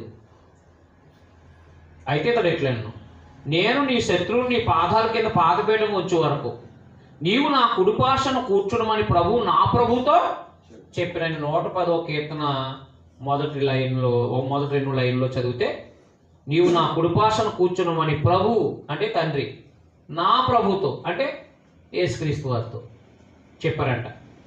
తిరిగి లేచిన తర్వాత ఆయన సింహాసనాసీనుడై ఉంటారని చెప్పేసి దావీదు గారు ముందుగానే ప్రవచించారంట. ప్రభు నా ప్రభుతో చదివించున్నావు, నువ్వు నా కుడిపార్శ్వన కూర్చున్నాము, నీ శత్రువుని పాదాల కింద పాదపీఠంగా చేసే వరకు. కనపడి నశింపజేసే శత్రువు ఎవరు? మరణం, ఆత్మీయ మరణం. ఆత్మీయ మరణము యేసు ప్రభువుకు లోపరిచేంత వరకు యేసు ప్రభు పరిపాలన చేస్తూనే ఉండాలి. అంటే ఇప్పుడు ప్రభు తిరిగి లేకపోయి ఆయన పరిపాలిస్తున్నారు అపోస్తలుల 2వ అధ్యాయం నుంచి, ఏమన్నా? కాబట్టి ఇంకో దావీదు ఇలా ప్రవచించారని చెప్పేసి చెప్పారన్నమాట. కాబట్టి మీరు సిలువేసిన యేసుని దేవుడు ప్రభువుగా క్రీస్తుగా నియమించారు. మీరు సిలువేశారు కదా యెరూషలేములో వాళ్ళారా, మీరు సిలువేశారు కదా, ఆ యేసునే లేక ఈ యేసునే దేవుడు అనగా తండ్రి ప్రభువుగాను క్రీస్తుగాను నియమించారు. అంటే మెస్సియాగా అభిషక్తుడుగాను రాజుగా నియమించారు. అభిషక్తుడుగాను రాజుగాను నియమించారన్నమాట. ఇది ఇశ్రాయేలు వంశం అంతా రూఢిగా తెలుసుకోవాలని చెప్పారనమాట. ఎందుకంటే యేసు వారు మెస్సియా అని చెప్పినప్పుడు వాళ్ళు వినలేదు. యేసుక్రీస్తు వారు నేను మెస్సియాని అని చెప్పినప్పుడు వారు వినలేదు, గ్రహించలేదు. ఒక ప్రవక్త అనుకున్నారు, లేదా ఇర్మియా అనుకున్నారు, ఏదేదో అనుకున్నారు. కానీ ఆయన మెస్సియా అని గ్రహించలేకపోయారు, దేవుని కుమారుడిని విశ్వసించలేకపోయారు. మీకు అర్థమైందండి? కాబట్టి ఇశ్రాయేలు వంశం తెలుసుకోవాల్సింది ఏంటో తెలుసా? యేసుక్రీస్తు వారిని తిరిగి లేపి దేవుడు తన కుడిపార్శ్వను కూర్చొని పెట్టుకున్నారు, దేవుడు ఆయన రాజుగా చేశారు, ఆయన అభిషక్తుడిగా చేశారు అని చెప్పేసి చెప్పారన్నమాట. ఎవరు? పేతురు గారు. వారు ఈ మాట విని హృదయంలో నొచ్చుకుని సహోదరులను మేము ఏం చేద్దామని పేతురు కడమ అపోస్తులను అడిగారు. అంటే ఎందుకు వారు ఉదయంలో నొచ్చుకున్నారని అంటే, మేము చంపేసింది సిలువ, అంటే మేము ఎదురు చూస్తున్న మెస్సీగా మరేమకు పుట్టిన యేసా అని చెప్పేసి వాళ్ళు ఆ హృదయంలో నొచ్చుకున్నారన్నమాట. వారు ఈ మాట విని హృదయంలో నొచ్చుకుని, అంటే పొడవబడి హృదయంలో ఏమయ్యారు? అయ్యి బాబోయ్, మనం చంపేసి, అంటే వాళ్ళు ఇక్కడ యెరూషలేములో మరణించింది మెస్సీయా అని చెప్పేసి వాళ్ళ హృదయాలు పొడవబడ్డాయి అన్నమాట. సహోదరులను మేమేమి చేద్దామని పేతురు కడమ అపోస్తులను అడగా, పేతురు మీరు మారు మనసు పొంది పాప క్షమాపణతో ప్రతివాడు యేసుక్రీస్తునామాన బాప్తిస్మం, అప్పుడు మీరు పరిశుద్ధాత్మ అనే వరం పొందుదురు. ఈ వాగ్దానం మీకును మీ పిల్లలకును దూరస్తులందరికీ అనగా ప్రభువైన మన దేవుడు తన యొద్దకు పిలిచిన వారు అందరికీ చెందిన వారితో చెప్పినమాట. కాబట్టి మారు మనసు పొందమన్నాడు అనమాట. అంటే వారి పాపాలు విడిచిపెట్టి అదే వారు ఇంతకు ముందున్న జీవితాన్ని నుంచి మారలమన్నాడు అనమాట. ఇంతకు ముందు జీవితాన్ని వదిలేయండి, పాప క్షమాపణ నిమిత్తం అదేనండి యేసుక్రీస్తునందు విశ్వాసం నుంచి బాప్తిస్మం పొందడం వల్ల ఏం జరుగుతుంది? పాప క్షమాపణ. ఎందుకంటే దేవుడు జగత్తు ముందు ఆయన నిర్ణయించాడు. మొదటి పేతురు 1:18-19 వచనాల్లో యేసుక్రీస్తు వారి యొక్క రక్తం ద్వారా మానవ జాతిని రక్షించాలని దేవుడు జగత్తుకు ముందే నిర్ణయించారు అండి, అవునా కాదా? ఆ నిర్ణయించింది నెరవేర్చబడింది ఇక్కడ అన్నమాట. నెరవేర్చబడింది కాబట్టి మీరు మారు మనసు పొంది ప్రభువుని యేసుక్రీస్తున్నామన్న పాప క్షమాపణ నిమిత్తం ప్రతివాడు యేసుక్రీస్తున్నామని బాప్తిస్మం పొందండి. అప్పుడు మీరు పరిశుద్ధాత్మ అనే వరం పొందుదురు. ఈ వాగ్దానం మీకు మీ పిల్లలకు దూరస్తులందరికీ అనగా ప్రభువైన దేవుడు తన ఎదుగు పిలిచిన వారందరికీ చెందిన వారితో చెప్పాను. అంటే ఎవరైతే బాప్తిస్మం పొందారో వారందరూ కూడా పరిశుద్ధాత్మ అనే వరం పొందుతారని చెప్పాను. అంటే పాప క్షమాపణ, పరిశుద్ధాత్మ అనే వరము పొందుతారని చెప్పేసి చెప్పడం జరిగింది అన్నమాట. కాబట్టి అప్పుడు వెంటనే వాళ్ళు వారితో ఇంకా అనేక విధమైన మాటలతో సాక్ష్యం ఇచ్చి మీరు మూర్ఖులని తరం వారికి వేరే రక్షణ పొందడని వారిని హెచ్చరించారు. కాబట్టి అతను వాక్యం అంగీకరించిన వారు బాప్తిసం పొందిరి. ఆ దినమంది ఇంచుమించు 3,000 మంది చేర్చబడ్డారు అన్నమాట. అంటే అపోస్తలుల 2వ అధ్యాయంలో ఆయన పరిపాలన ప్రారంభించబడింది అనమాట. ఎవరిది? ప్రభు యొక్క. అది దేవుని రాజ్యం రాబోతున్నాడు కదా మత్తయి సువార్తలో, దేవుని రాజ్యం రాబోతుంది మారు మనసు పొందన్నాడు కదా. అదిగో అపోస్తలుల 2వ అధ్యాయంలో దేవుని పరిపాలన వచ్చింది. బలంతో వస్తుంది అన్నాడు కదా, బలంతోనే వచ్చిందనమాట. కాబట్టి దేవుని పరిపాలన వచ్చింది అని అంటే అక్కడ ఆయన పరిపాలనలో ఎంతమంది చేర్చబడ్డారంటే 3,000. అంటే ఆటోమేటిక్గా అప్పటికి అపోస్తులు ఉన్నారన్నమాట. పరిశుద్ధాత్మ ద్వారా బాప్తిసం పొందిన అపోస్తులతో పాటు వీళ్ళు కూడా చేర్చబడ్డారన్నమాట. అందుకని అక్కడ 3,000 మంది బాప్తిసం పొందారంట. ఏమిని బాప్తిసం పొందారు వాళ్ళు? యేసుక్రీస్తు వారు మరణించారు, సమాధి చేయబడ్డారు, తిరిగి లేపబడ్డారు, ఆయనే మెస్సయ్య లేక ఆయనే దేవుని కుమారుడు అనే సందేశమని మారు మనసు పొందారు యూదులు. అర్థమైందా? అర్థమలేదా? కాబట్టి ఒక రక్షణ పొందడానికి ఏం చేయాలి? యేసుని దేవుని కుమారుడు నమ్మాలి, ఆయన మృతుల్లోంచి తిరిగి లేచారని నమ్మాలి. అదే నమ్మి బాప్తిసం పొందితే పాపాలు అనేవి ఏమవుతాయి? క్షమించబడతాయి అన్నమాట. అందుకని రోగాలు పోతాయి, భోగాలు వస్తాయని చెప్పేసి ఆ మాటలని ప్రభు దగ్గరకు వచ్చి కూర్చుని ఆ మొక్కుబడి కోసం బాప్తిసం పొందారనుకోండి, పాపక్షమాపణ అనేది కలగదు. పాపాలు అలాగే ఉంటాయి. మనస్సాక్షి దోషలు. సందేశం అనేది మరి అర్థం అవ్వాలి కదా. ఆ అనుజనులం అయితే మనం ఏం చేయాలి? అనుజనులు అయితే దేవుడు ఉన్నాడు, మాకు కూడా ఒక ఆయన అనుజనుడు వచ్చాడు పెద్దగా ఏరియా చూడడానికి. ఆయనకి ఏం చెప్పామంటే మేము ఎలా బ్రతుకుతున్నాం క్రైస్తవుడిగా ఇలా చెప్పుకోవచ్చు అనమాట. ముందు విషయాలు చెప్పుకోవచ్చు. మనం మొట్టమొదటిగా తెలుసుకోవాల్సింది ఏంటంటే ఈ సృష్టి అంతా దేవుడే చేశాడు. సృష్టికర్త సృష్టి దేవుడు కాదు, సృష్టించిన వాడు దేవుడు. ఆ దేవుడు ఆయన తండ్రి యేసుక్రీస్తు అని లోకాన్ని పంపించారు. ఆయన ద్వారా మానవ జాతి అందరూ కూడా పాపక్షమాపణ పొందాలని ఆయన శిలువకు అప్పగించారు. ఆయన మరణించి సమాధి తిరిగి లేపబడ్డారు. కాబట్టి ఆయన ఎందుకు విశ్వసించినట్టు వాడు పాపక్షమాపణ పొందుతున్నారు. పాపాలు అనేవి యేసుప్రభు ద్వారానే పోతాయి. ఆ పొందిన తర్వాత యేసుప్రభులా బతకాలండి. ఆ పొందిన తర్వాత ఎలా బ్రతకాలి? మరి సింపుల్గా చెప్పాలి కదా, వచనాలు తీసి చెప్పక్కర్లే, సింపుల్గా చెప్పాలి కదా. అంటే దేవుని సంకల్పం ఎలా చెప్పాం? ప్రతి మానవుడు కూడా దేవుని తెలుసుకోవాలి. ప్రతి మానవుడు యేసుప్రభువునందు విశ్వాసం నుంచి బాప్తిసం పొందాలి. అప్పుడే పాపాలు అనేవి ఏమవుతాయి? క్షమించబడతాయి. బాప్తిసం పొందిన వాళ్ళందరూ యేసుప్రభువులా బ్రతకాలి. అలా యేసుప్రభువులా బ్రతకాలని చెప్తున్నాం కాబట్టి మేము ఈ ధన సంపాదన ఎక్కువ లేదని మాకు అర్థమైందా అని చెప్తే, అయితే మరి అంత స్ట్రిక్ట్గా చెప్తే జనం ఎవరు వస్తారంటే కొంచెం కలిపి కొంచెం చెరుపుతున్నారు కాబట్టి వీళ్ళందరూ కూడా బాగా సంపాదిస్తున్నారని అని చెప్పాడు అనమాట కుర్రాడు. ఎందుకని ఎంతోమంది పాస్టర్లు చూసుంటాడు కదా, అదనమాట. ఇప్పుడు మాతో వచ్చారు, రాత్రి వాక్యం విన్నాడు ఆయన కూర్చొని, అర్థమైనా. కాబట్టి మొత్తం మీద ఏదో రకంగా మనం కూడా తీసుకొచ్చి ఓ 4 మాటలు వాక్యం చెప్పడం, ఈ పరిస్థితులు చూడడం. అంటే ఆయన భౌతికమైన ఆనందంతో పాటు ఆత్మ సంబంధమైన విషయాలు చెప్పాం. ఆయన 5 సంవత్సరాలకు మారు మనసు పొందిన, 10 సంవత్సరాలకు పొందిన, లేకపోతే 1 సంవత్సరంలో పొందిన, మొత్తం మీద బీజం వేసావా లేదా? అంటే యేసుక్రీస్తు నమ్ముకుంటే పాపాలు క్షమించబడతాయి, ఆయనలాగా బతికితే చనిపోయిన తర్వాత పరలోకం వెళ్తామని ఆ 2 విషయాలు ఆయన మైండ్లో పెట్టామన్నమాట. అర్థం లేదా?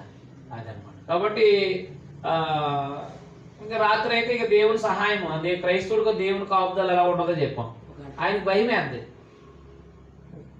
మనకు ధైర్యం ఉంటుంది. ఆ ప్రసంగం ద్వారా రాత్రి ఏముంటుంది, మనకు ధైర్యం ఉంటుంది. ఎలాగా, అమ్మాయ క్రైస్తవుని కానీ మనకు దేవుని దయ ఉంటుంది, ధైర్యంగా ప్రయాణాలు చేసుకోవచ్చు, ధైర్యంగా బతకొచ్చాయి.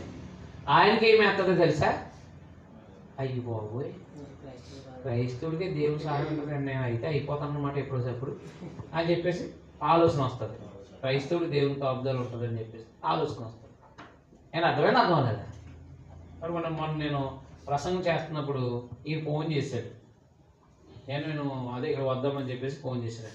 నేను కొంతమందికి అంటే నేను పలానా పనిలో ఉన్నాను అని చెప్పేసి ఉండటానికి ఒకసారి అలా ఎదురుకుండా వచ్చినప్పుడు మాట్లాడితే ఫోన్ అలా ఎత్తేసి వదిలేస్తాను పక్కన.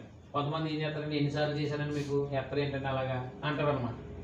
అంటే ఏదో మనం నేరం చేస్తున్నట్టు, మనం ఏ పనిలో ఉన్నామో వాళ్ళకి అనవసరం. అంటే ఆ ఫోన్ ఎత్తేసి మాట్లాడేది. అప్పుడు నేను ఏం చేయాలి, ప్రసంగం మానేసి, సార్ మీరు ఒక్కసేపు ఉండండి, మీరు అందరూ ఇది చాలా ప్రాముఖ్యమైన కాల్ వచ్చిందని మాట్లాడాలి. అంతేనా? వాళ్ళకి ఇష్టం అవ్వాలండి మనం, నేను అంతేనా? అందుకని ఎంత మహానుభావుడు ఫోన్ చేసినా అలా అది ఎప్పుడు నాకు సైలెంట్లో ఉంటుంది. మీరు చేసిన తర్వాత చేస్తాను మీకు. ఎప్పుడు మీ ఫోన్ ఒక్కొక్కసారి రెస్పాండ్ అవ్వదు. అదే ఎందుకు కావదంటే మీరు సైలెంట్లో పెట్టేస్తాను ఎక్కువ సేపు. ఎందుకంటే దాంతో మనం ఉంటే మనం అయిపోతాం. నేను అవునా కదా, మన జీవితం పాడైపోతుంది. అందుకని సైలెంట్లో పెట్టి ఎక్కడో పక్కన వేస్తాను. ఎవరెవరు ఒక అరగంట గంటకి చూస్తాను. ఎవరెవరు ఫోన్ చేసినా మళ్ళీ వాళ్ళందరికీ ఫోన్ చేస్తాను అన్నమాట. అది చేసినప్పుడు ఫోన్ చేస్తే ఆయన విన్నాడంట. ఇది ఏమన్నాడంటే ఆయన, మీరేంటి సార్ ఒక ఆర్డర్గా చెప్పుకోతున్నారు, వీళ్ళు ఏమో ఒకటి వచ్చింది తీస్తారో, వాళ్ళు ఎక్కడికో వెళ్ళి రాజకీయం అంటారు, లేకపోతే ఆయన అంటారు, ఈయన అంటారు, లేకపోతే అక్కడ ఏదో పడవ ముడిపోయింది అంటారు, మీరేమో ఒక ఆర్డర్ ప్రకారంగా చెప్తున్నారంటే నేను విన్నానని అన్నాడు. అంటే పని చేస్తున్నాను అనమాట, సందేశం పని చేస్తున్నా లేదా అంటే అప్పుడు డ్రా చెప్పాను అనమాట. ఆయన బైబిల్ స్కూల్ టీచర్ అండి, ఒక క్రమం పద్ధతిగా ఒక క్రమం ప్రకారంగా చెప్పుకుంటూ వస్తారు ఆయన అని చెప్పి. నాకు ఇంట్రెస్ట్గా ఉందని వినటానికి, అందుకే చాలాసేపు విన్నానని నేను ఎట్ట బుద్ధి అవ్వలేదు అన్నాను. మీకు అర్థం అవ్వలేదు. అంటే ఒక అన్యుడికి మనం సువార్త చెప్పేటప్పుడు అపోస్తలుల 17వ అధ్యాయంలో సృష్టి కాదు దేవుడు సృష్టి అని చెప్పాలి. దేవుళ్ళు అనబడే వాళ్ళ కోసం మనము విమర్శలు చేయకూడదు. ఇక్కడ చూడవు నడవు అని చెప్పేసి మనం వేరే మతాలను కించపరచకూడదు. అపోస్తలుడైన పౌలు మీ బలిపీఠాలని వృధా, ఆ రాళ్ళు వేస్ట్, ఆ దేవతలన్నీ ఒట్టివి అని అనలేదు ఆయన. మీరు తెలియబడిన దేవుడు అనే మాట వాడారు చూసారా. మీరు ఎవరైతే తెలియబడుతున్నారో ఆ దేవుడి గురించి చెప్తున్నా. ఆ దేవుడు ఎవరంటే సృష్టించిన వాడు. అదైనా సమస్త ఆకాశాన్ని భూమిని అందరినీ సమస్తమును సృష్టించిన వాడు. సృష్టి ఆయన మనుషులు చేశాడు. ఆయన ప్రతి మానవుడు బ్రతకడం ఒక మనుషుల్ని, ప్రతి జాతి మనుషుల్ని చేశాడు అని 17వ అధ్యాయంలో ప్రసంగం చేశాడా లేదా? అంటే ఎవరి గురించి చెప్పాడు ముందు? ఆయన తండ్రి అయిన దేవుడి గురించి చెప్పాడు. సృష్టి కాదు దేవుడు, సృష్టించబడిన సృష్టి ఎవరు సృష్టి చేశారో ఆయన దేవుడు, మానవులు చేసిన ఆయన దేవుడు, మానవులు నివసించడానికి కారణమైన వాడు దేవుడు అని చెప్పేసి లాస్ట్లో మాట్లాడారు. ఏమన్నారంటే, మనుషులందరూ మారు మనసు పొందాలని కోరుకున్నాడు. ఆయన నియమించిన మనుషుల ద్వారా ఒక రోజు తీర్పు పొందే అని చెప్పి యేసుప్రభుని పరిచయం చేశారు. తర్వాత మనవాళ్ళు ఏం పరిచయం చేశారు? యేసే దేవుడు, యేసే దేవుడు అని పరిచయం చేయడంతో ఇంకా ఆయనే ఈయన ఆయన సింపుల్గా ఉంది కదా. ఆయనే ఈయనే ఆయన అన్నారు.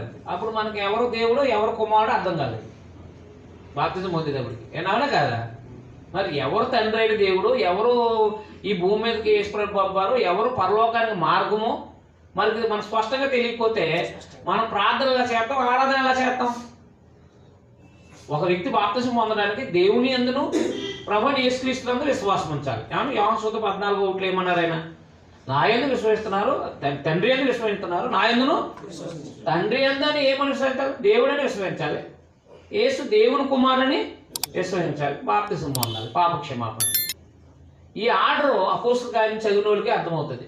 అందుకని ప్రతి సేవకుడికి ఏమర్థం అవ్వాలంటే అపోస్తుల కార్యంలో వారు ఏం బోధించి బాప్తిసాలు ఇచ్చారు. అది పేతురు గారు ఏం చెప్పి బాప్తిసం ఇచ్చారు? మీరు అందరికీ రోగాలు పోతాయి, మీ అందరికీ అప్పులు తీరిపోతాయి అని చెప్పారైనా. మీరు ఎవరినైతే సిలువేశారో దేవుడు ఆయన తిరిగి లేపి ఆయన పక్షంగా ఆయన కుమారుడుగా ఆయన నిలబెట్టారు. మీరు సిలువేసిన దేవుడు ప్రభుగా నియమించారు. ఇది ఇశ్రాయేల్ వంశం అంతా రూఢిగా తెలుసుకో. దావీదు ప్రవచించింది యేసు ప్రభు గురించా? దావీదు రాజుగా ప్రవచించింది యేసు ప్రభు కోసమా? కాబట్టి తిరిగి లేపబడింది ఆయన మెస్సియా అని చెప్పేసి వాళ్ళు ఏం చేయాలని అడిగారు. విశ్వసించి మారు మనసు పొందండి అంటే మీ గత పాపాల విషయంలో మారు మనసు పొంది ప్రభువుని యేసునందు విశ్వాసం ఉంచి బాప్తిసం పొందండి. అప్పుడు పరిశుద్ధాత్మ అనే వరం అందరూ పొందుతారన్నాడు. అలాగున్న 3,000 మంది బాప్తిసం పొందారన్నమాట. ఏం చెప్పారు పేతురు గారు 22 నుంచి ప్రసంగం ఏం చెప్పారు? ఆయన యూదులకి దేవుడి గురించి చెప్పాల్సిన అవసరం లేదు. ఎందుకు? ఆల్రెడీ దేవుడు ఎవరు ఆయనకి? అసలు యెరూషలేముకి వచ్చారంటే ఎందుకాలో దేవుని ఆరాధించడానికి వచ్చారు. ఆయా దేశాల నుంచి యూదులు యెరూషలేముకి ఎందుకు వస్తారో, నపుంసకుడు యెరూషలేముకి ఎందుకు వచ్చాడు? ఆరాధించారు. ఎవరిని? తండ్రి అయిన దేవుణ్ణి. కాబట్టి తండ్రి అయిన దేవుడి గురించి పరిచయం చేయాల్సిన అవసరం యూదులకి లేదు. కాబట్టి వాళ్ళు ఎదురు చూస్తున్న యేసుని, మెస్సియాని, మీరు ఎదురు చూస్తున్న యేసే మెస్సియా, అది ఆయన గురించి ఇలా ఉంది, రాయబడింది, ఆయన తిరిగి లేచారు, మేము సాక్షులు అని చెప్పేసి చెప్పారనమాట. చెప్పేటప్పటికి వాళ్ళ హృదయాలు పొడవపడ్డాయి. ఓ యేసున మనం అంటే మెస్సియానా ఇలా చంపేసింది ఈయన అని చెప్పేసి వాళ్ళు వెంటనే దేవుని కుమారుడిని విశ్వసించి బాప్తిస్తున్నారు. ఇంచుమించు ఎంతమంది? 3,000 మంది. ఇది ఇక్కడ దేవుని పరిపాలన ప్రారంభించబడింది అనమాట. దేవుని పరిపాలన. కాబట్టి బాప్తిజం ఇచ్చే యోహాను గారైనా, యేసుక్రీస్తు వారైనా, అపోస్తులైనా దేవుని పరిపాలన రాబోతుందని చెప్పేసి మత్తయి సువార్తలో ప్రచారం చేశారనమాట. అది వచ్చింది అనేది 2వ అధ్యాయం అనమాట. అప్పుడు యేసు దేవుని కుమారుడు ఎప్పుడయ్యాడు? చనిపోయి తిరిగి లేచిన తర్వాతే ఆయన యేసు దేవుని కుమారుడు అయ్యారు. మన టైం వెళ్ళిపోయింది కదా. రైట్. 3,000 మంది బాప్తిసం పొందారు. అర్థమైందని ఇంకనూ అనేక విధమైన మాటల చేత సాక్షి మీరు మూర్ఖులకు మీ తరం వారికి వేరే రక్షణ పొందని వారిని హెచ్చరించారు. కాబట్టి అతను వాక్యం అంగీకరించిన వారు బాప్తిసం పొందిరి. ఆ దినమంది ఇంచుమించు 3,000 మంది చేర్చబడ్డారు. కాబట్టి ఏం ప్రసంగించారు అని అంటే, మీరు సిలువేసిన యేసునే దేవుడు తన కుమారుడుగా నిలబెట్టి తన కుమారుడు ఆయన ప్రభువుగా నియమించారని చెప్పేసి ఆ రుజువులు, ఆ ప్రవచనాలు, ఆ రుజువులతో పేతురు గారు పరిశుద్ధ ఆత్మ ద్వారా మాట్లాడారు అన్నమాట. 3,000 మంది రక్షించబడిన తర్వాత అపోస్తుల కార్యము 2వ అధ్యాయం 42 చదవండి. 3,000 మంది రక్షించబడ్డారు. అదైనా ఎంతమంది? 3,000 మంది. పేతురు గారు ప్రసంగం విని ఆల్రెడీ ప్రభువు మత్తయి సువార్తలో చెప్పారు కదా 16వ అధ్యాయంలో, పరలోక తాళం చేయులు నీకు ఇస్తానని. అందువలన పరలోక రాజ్యంలో ప్రవేశించడానికి సంబంధించిన సువార్త, శిలువను కూర్చున్న వార్త ప్రకటించిన తర్వాత వారు మారు మనసు పొంది బాప్తిసం పొందారు. 3,000 మంది దేవుని రాజ్యంలో చేర్చబడ్డారు.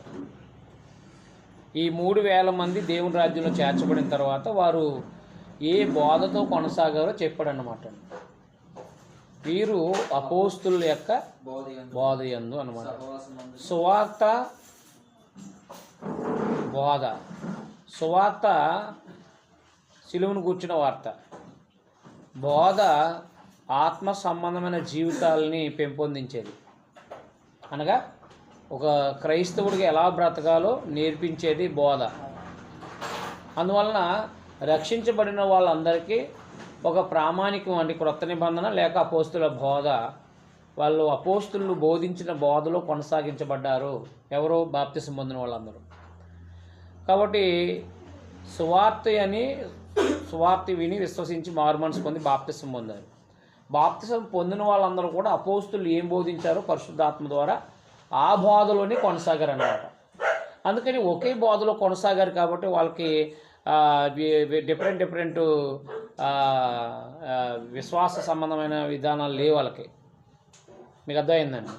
కాబట్టి వారు ఒకే బోధలో కొనసాగారనమాట. ఇప్పుడు మనకి రకరకాలైన బోధలు ఏమన్నా రకరకాలైన బోధలు ఉండడం వల్ల మనకి లేఖనాలు సరైన వివరణ లేకపోవడం వల్ల అపార్థం చేసుకుని అనేక రకాలైన తప్పు డాక్ట్రిన్స్ అనేవి బయటకు వచ్చేసినాయి. అందుకని క్రైస్తులైన మన అందరం కూడా అపోస్తులు ఏం బోధించారో అది మనం రోమపత్రం నుంచి ప్రకటన గ్రంథం వరకు కూడా అపోస్తులు ఏం బోధించారో ఆ బోధ మనకు సంపూర్ణంగా మనకు తెలిసి ఉండాలి. మనం సంపూర్ణంగా తెలుసుకుని ఉండాలి. అవి మన జీవితంలో మన ఉదయంలో భద్రపరచుకోవాలి. అదే ప్రతి పత్రిక ప్రతి ఒక్క విషయాలన్నీ కూడా పత్రికలోని ప్రతి విషయం కూడా మనం జాగ్రత్తగా గ్రహించి వారమై ఉండి ఆత్మీయంగా ఎదగటానికి అది చాలా ఉపయోగపడుతుంది అన్నమాట అపోస్తుల బోధ. వారు ఒకే బోధ. అదైనా ఏ బోధలు ఉన్నారు? ఎన్ని బోధలు ఉన్నాయి? ఒకే బోధ. అపోస్తులు బోధించిన బోధలో కొనసాగారన్నమాట. తర్వాత వాళ్ళు అపోస్తుల బోధ యందును సహవాసం కూడా ఆ బోధ ఎవరైతే అంటే ఏ బోధ అయితే విన్నారో ఆ బోధలోనే సహవాసం కలిగి ఉన్నారు. చాలామంది బోధ వేరు, సహవాసం వేరు. మరి మొదటి 15:33-34 వచ్చిన ప్రకారం దుష్టాంగచ్చి మంచి నడవడిని చేరిపేస్తున్నాడు. మరి బోధ అపోస్తుల బోధ వింటూ సహవాసము దుష్టులతో చేసామనుకోండి, మనకి ఏమాత్రము ఈ సందేశం ప్రయోజనకరంగా ఉండదు. అంటే బోధ ఏ అపోస్తుల బోధ అయితే సహవాసం కూడా అపోస్తుల బోధ ఉన్న వారితోనే సహవాసం చేయాలి. అప్పుడే బోధ జీవనం అదే అపోస్తుల బోధ ప్రకారంగా జీవిత విధానము అంటే సహవాసం ఉంటే కనుక మనం అప్పుడు ఆత్మీయంగా ఎదుగుతాం అన్నమాట. ఇప్పుడు భక్తిహీనులతో సహవాసం చేసామనుకోండి, మనల్ని పక్కదారికి నడిపించే అవకాశాలు ఉంటాయి. అందుకనే 2 కొరింథీ పత్రిక 5:14 6 అధ్యాయం 14 అవిశ్వాసులకి విజ్జోడుగా ఉండొద్దు అన్నాడు. విశ్వాసులతో ఏం చేయొద్దు అన్నాడు? విశ్వాసులు అవిశ్వాసులతో విజ్జోడుగా ఉండకూడదు అన్నాడు. అందుకని బోధ తర్వాత జీవితము ఒకటే ఉండాలన్నమాట. బోధ అసహవాసం అనమాట, సహవాసం ఉండాలి. దాని గ్రీకులో కొయినోనియా అంటే సహవాసము, కలిసి జీవించడం అంతే. ఆత్మ సంబంధంగా బ్రతికే వాళ్ళతో మనం కలిసి జీవిస్తే మనం వర్ధిల్తాం అన్నమాట అండి. అది బోధ విని భక్తిహీనులతో సహవాసం చేసామనుకోండి, సహవాసం మనల్ని పాడు చేస్తుంది. అందుకని రక్షణ పొందిన వాళ్ళందరూ అపోస్తులు అంటే సువార్త విని బాప్తిసం పొందిన వాళ్ళందరూ కూడా అపోస్తుల యొక్క బోధలో, సహవాసములో, అలాగే ప్రభువు త్యాగాన్ని జ్ఞాపకం చేసుకునే విషయంలో, రొట్టె విరుచుటలో, ప్రార్థన చేయుటలో ఎడతెగక ఉన్నారన్నమాట. కాబట్టి బోధ ఉండాలి, సహవాసం ఉండాలి, ప్రార్థన ఉండాలి. ఇక రొట్టె విరుచడం అనేది ఆరాధనలో ఒక భాగం కదండి. ఆరాధనలో ఒక భాగం అయింది ఏది? ప్రభు యొక్క త్యాగాన్ని జ్ఞాపకం చేసుకోవటం అన్నమాట.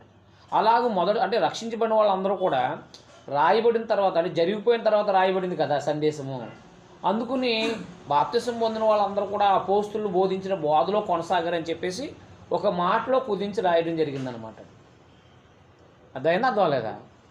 కాబట్టి అది అపోస్తుల బోధ యందు, సహవాసం యందు, రొట్టె విరుచుటయందు, ప్రార్థన చేయటందు ఎడతెగక కొనసాగారన్నమాట. ఇది మొదటి శతాబ్దం యొక్క సంఘం. ఈ క్రమం మనం ఆరాధనలో కొనసాగిస్తాం అన్నమాట. ఈ క్రమం మన ఆరాధనలో ఏం చేస్తాం? కొనసాగిస్తాం. ఆ క్రమంగా ఆరాధన ఉంటే కనుక మనం దేవుని యథార్థ హృదయంతో ఆరాధించిన వాళ్ళమై ఉంటాం. రైట్. తర్వాత అప్పుడు ప్రతివాడికి భయం కలిగింది. మరియు అనేక మహత్కార్యములు సూచక్రియలు అపోస్తుల ద్వారా జరిగాయి. అది అంటే బాప్తిసం అది అక్కడ అనేకమైన అద్భుతాలు మహత్కార్యాలు చేశారు వీళ్ళు. ఎవరు? అపోస్తులు.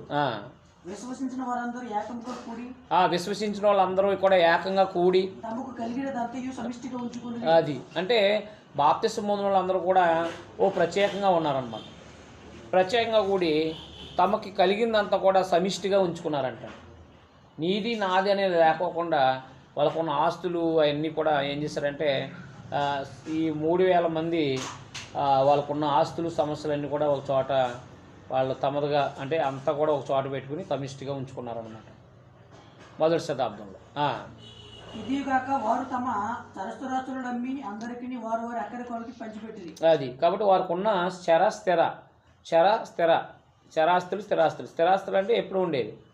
చర అంటే ఏంటి? కదిలేని అంటే వస్తువులు సంబంధించినవి అన్నమాట. స్థిర అంటే భూమి వస్తుంది అనమాట. స్థిరాస్తులను ఏం చేశారనమాట? అమ్మేసి పరిశుద్ధులు అక్కర కొలది పంచిపెట్టుకున్నారనమాట. ఇది దేవుని ఆజ్ఞ కాదు, పరిశుద్ధులు వారు ఉదయ ప్రేరేపణ బట్టి జరిగించిన కార్యక్రమాలు అన్నమాట. ఇప్పుడు మనం ఆస్తులు అమ్మేసి దేవుడికి వాసన లేదు, మనం వడ్డీలను కొలది ఇస్తే సరిపోద్ది. వడ్డీలను కొలది ఇస్తే చాలు, పరిశుద్ధుల అవసరాల కొరకు మనం ఆలోచించగలిగితే సరిపోద్ది. వారు చరచర ఆస్తులను అక్కర కొలది పంచిపెట్టారు. మరియు అది మరియు వారు ఏకమనస్కులై అంటే ఏక మనస్తత్వం కలిగినట్టు వారే ప్రతిదినము దేవాలయంలో తప్ప కూడుకొనుచు. అది కాబట్టి ఇంటింటా రొట్టె విరుస్తూ దేవుని స్తుతిస్తూ ప్రజలందరి వలన దయ పొందిన వారే ఆనందంతో నిష్కపటమైన హృదయముతోను ఆహారం పుచ్చుకొనుచుండిరి. కాబట్టి రొట్టె విరవటం అనేదేమో ప్రభు త్యాగాన్ని జ్ఞాపం చేసుకునేది. ఈ నిష్కపటమైన హృదయంతో ఆహారం పుచ్చుకుంటున్నారు అనేది భోజన పానీయాలు అనమాట. అంటే వారు ప్రభు త్యాగాన్ని జ్ఞాపకం చేసుకుంటున్నారనమాట. ప్రతిరోజు అనేది కాదు, ఇంటింటా కూడుకుంటున్నారో, ఆరాధనకి సంబంధించి ఇంటింటా కూడుకుంటున్నారో, అంటే ఇంటింటా కూడుకుని వాళ్ళు ప్రభు త్యాగాన్ని జ్ఞాపకం చేసుకోవాల్సిన రోజు ఆదివారం కాబట్టి ఆదివారం నాడు వాళ్ళు ప్రభు త్యాగాన్ని జ్ఞాపకం చేసుకుంటున్నారనమాట. అయితే అందరూ కూడా సమిష్టిగా ఉన్నారు కాబట్టి, ఉంచుకున్నారు కాబట్టి, ఆస్తులన్నీ అమ్ముకుని ఒకే చోట ఉంటారు కాబట్టి అందరూ భోజనాలు పానీయాలు అనేవి ఆ సంఘంలో వచ్చిన ధనంతోనే భోజన పానీయాలు అనేవి ఏర్పాటు చేశారనమాట. రక్షణ పొందుతున్న వారందరినీ అనుదినం వారితో చేర్చును. అది బాప్తిసం పొందుతున్న వాళ్ళందరినీ కూడా ఆ రక్షించబడిన 3,000 మందితో కూడా చేర్చుతున్నారు ప్రభువారు. అదైనా నడవలేదా? అది కాబట్టి రక్షించబడిన వాళ్ళందరూ కూడా అపోస్తులు బోధించిన బోధలోనే మనము కొనసాగాలన్నమాట. అపోస్తులు బోధలో ఉంటేనే యేసుప్రభులా తయారవుతాం. నానా రకాలైన బోధలు వింటే కనుక మనం యేసుప్రభులాగా తయారవ్వమన్నమాట. అది గుర్తుపెట్టుకోండి విషయాన్ని. ఒకడు బాప్తిసం పొందాడంటే వాడు అపోస్తులు ఏం బోధించారో ఆ బోధ వింటూ ఉండాలి ప్రతి ఆదివారం. అలా అపోస్తులు బోధించిన బోధ వింటూ ఉంటే మనలో యేసుప్రభు లాంటి లక్షణాలన్నీ వచ్చేస్తాయి. మీకు అర్థమైందండి? కల్తీ బోధ వింటే కల్తీ జీవితం వస్తుంది. అర్థమైందండి? కల్తీ బోధ వింటే కల్తీ అనగా క్రైస్తవుడుగాను ఇటు అన్యుడిగా ఇలా చెరిపిడి జీవితం అనేది ఉంటుంది అన్నమాట. కాబట్టి మనము ఒకే బోధలో కొనసాగాలి క్రైస్తవులు. గుర్తుపెట్టుకోండి విషయం. అందుకే మొదటి శతాబ్దం జరిగించారనమాట. అది 2వ అధ్యాయంలో అపోస్తులు పరిశుద్ధాత్మను పొందుట, పేతురు గారి ప్రసంగం, 3,000 మంది రక్షించబడ్డారు రాష్ట్రం. అపోస్తులు పరిశుద్ధాత్మను పొందుకొనుట, పేతురు గారి ప్రసంగం 3,000 మంది బాప్తిసం పొందుట. 3,000 మంది బాప్తిసం పొందుట. 3 విషయాలు చాలా ఇంపార్టెంట్ అవి. పరిశుద్ధాత్మను పొందుకున్నారు. తర్వాత పరిశుద్ధాత్మను పొందుకున్నారు వాళ్ళు. పేతురు గారు లేచి యేసుక్రీస్తు వారు యేసు మెస్సియా అని చెప్పేసి ఆయన చనిపోయి సమాధి చేయబడి తిరిగి లేపబడ్డారని రుజువుపించారు. అప్పుడు వారు మారుమనసు పొంది బాప్తిసాలు పొందారనమాట. పొందిన వాళ్ళందరూ కూడా ఒకే బోధలో కొనసాగారు. పొందిన వారందరూ కూడా ఒకే బోధలో కొనసాగారు.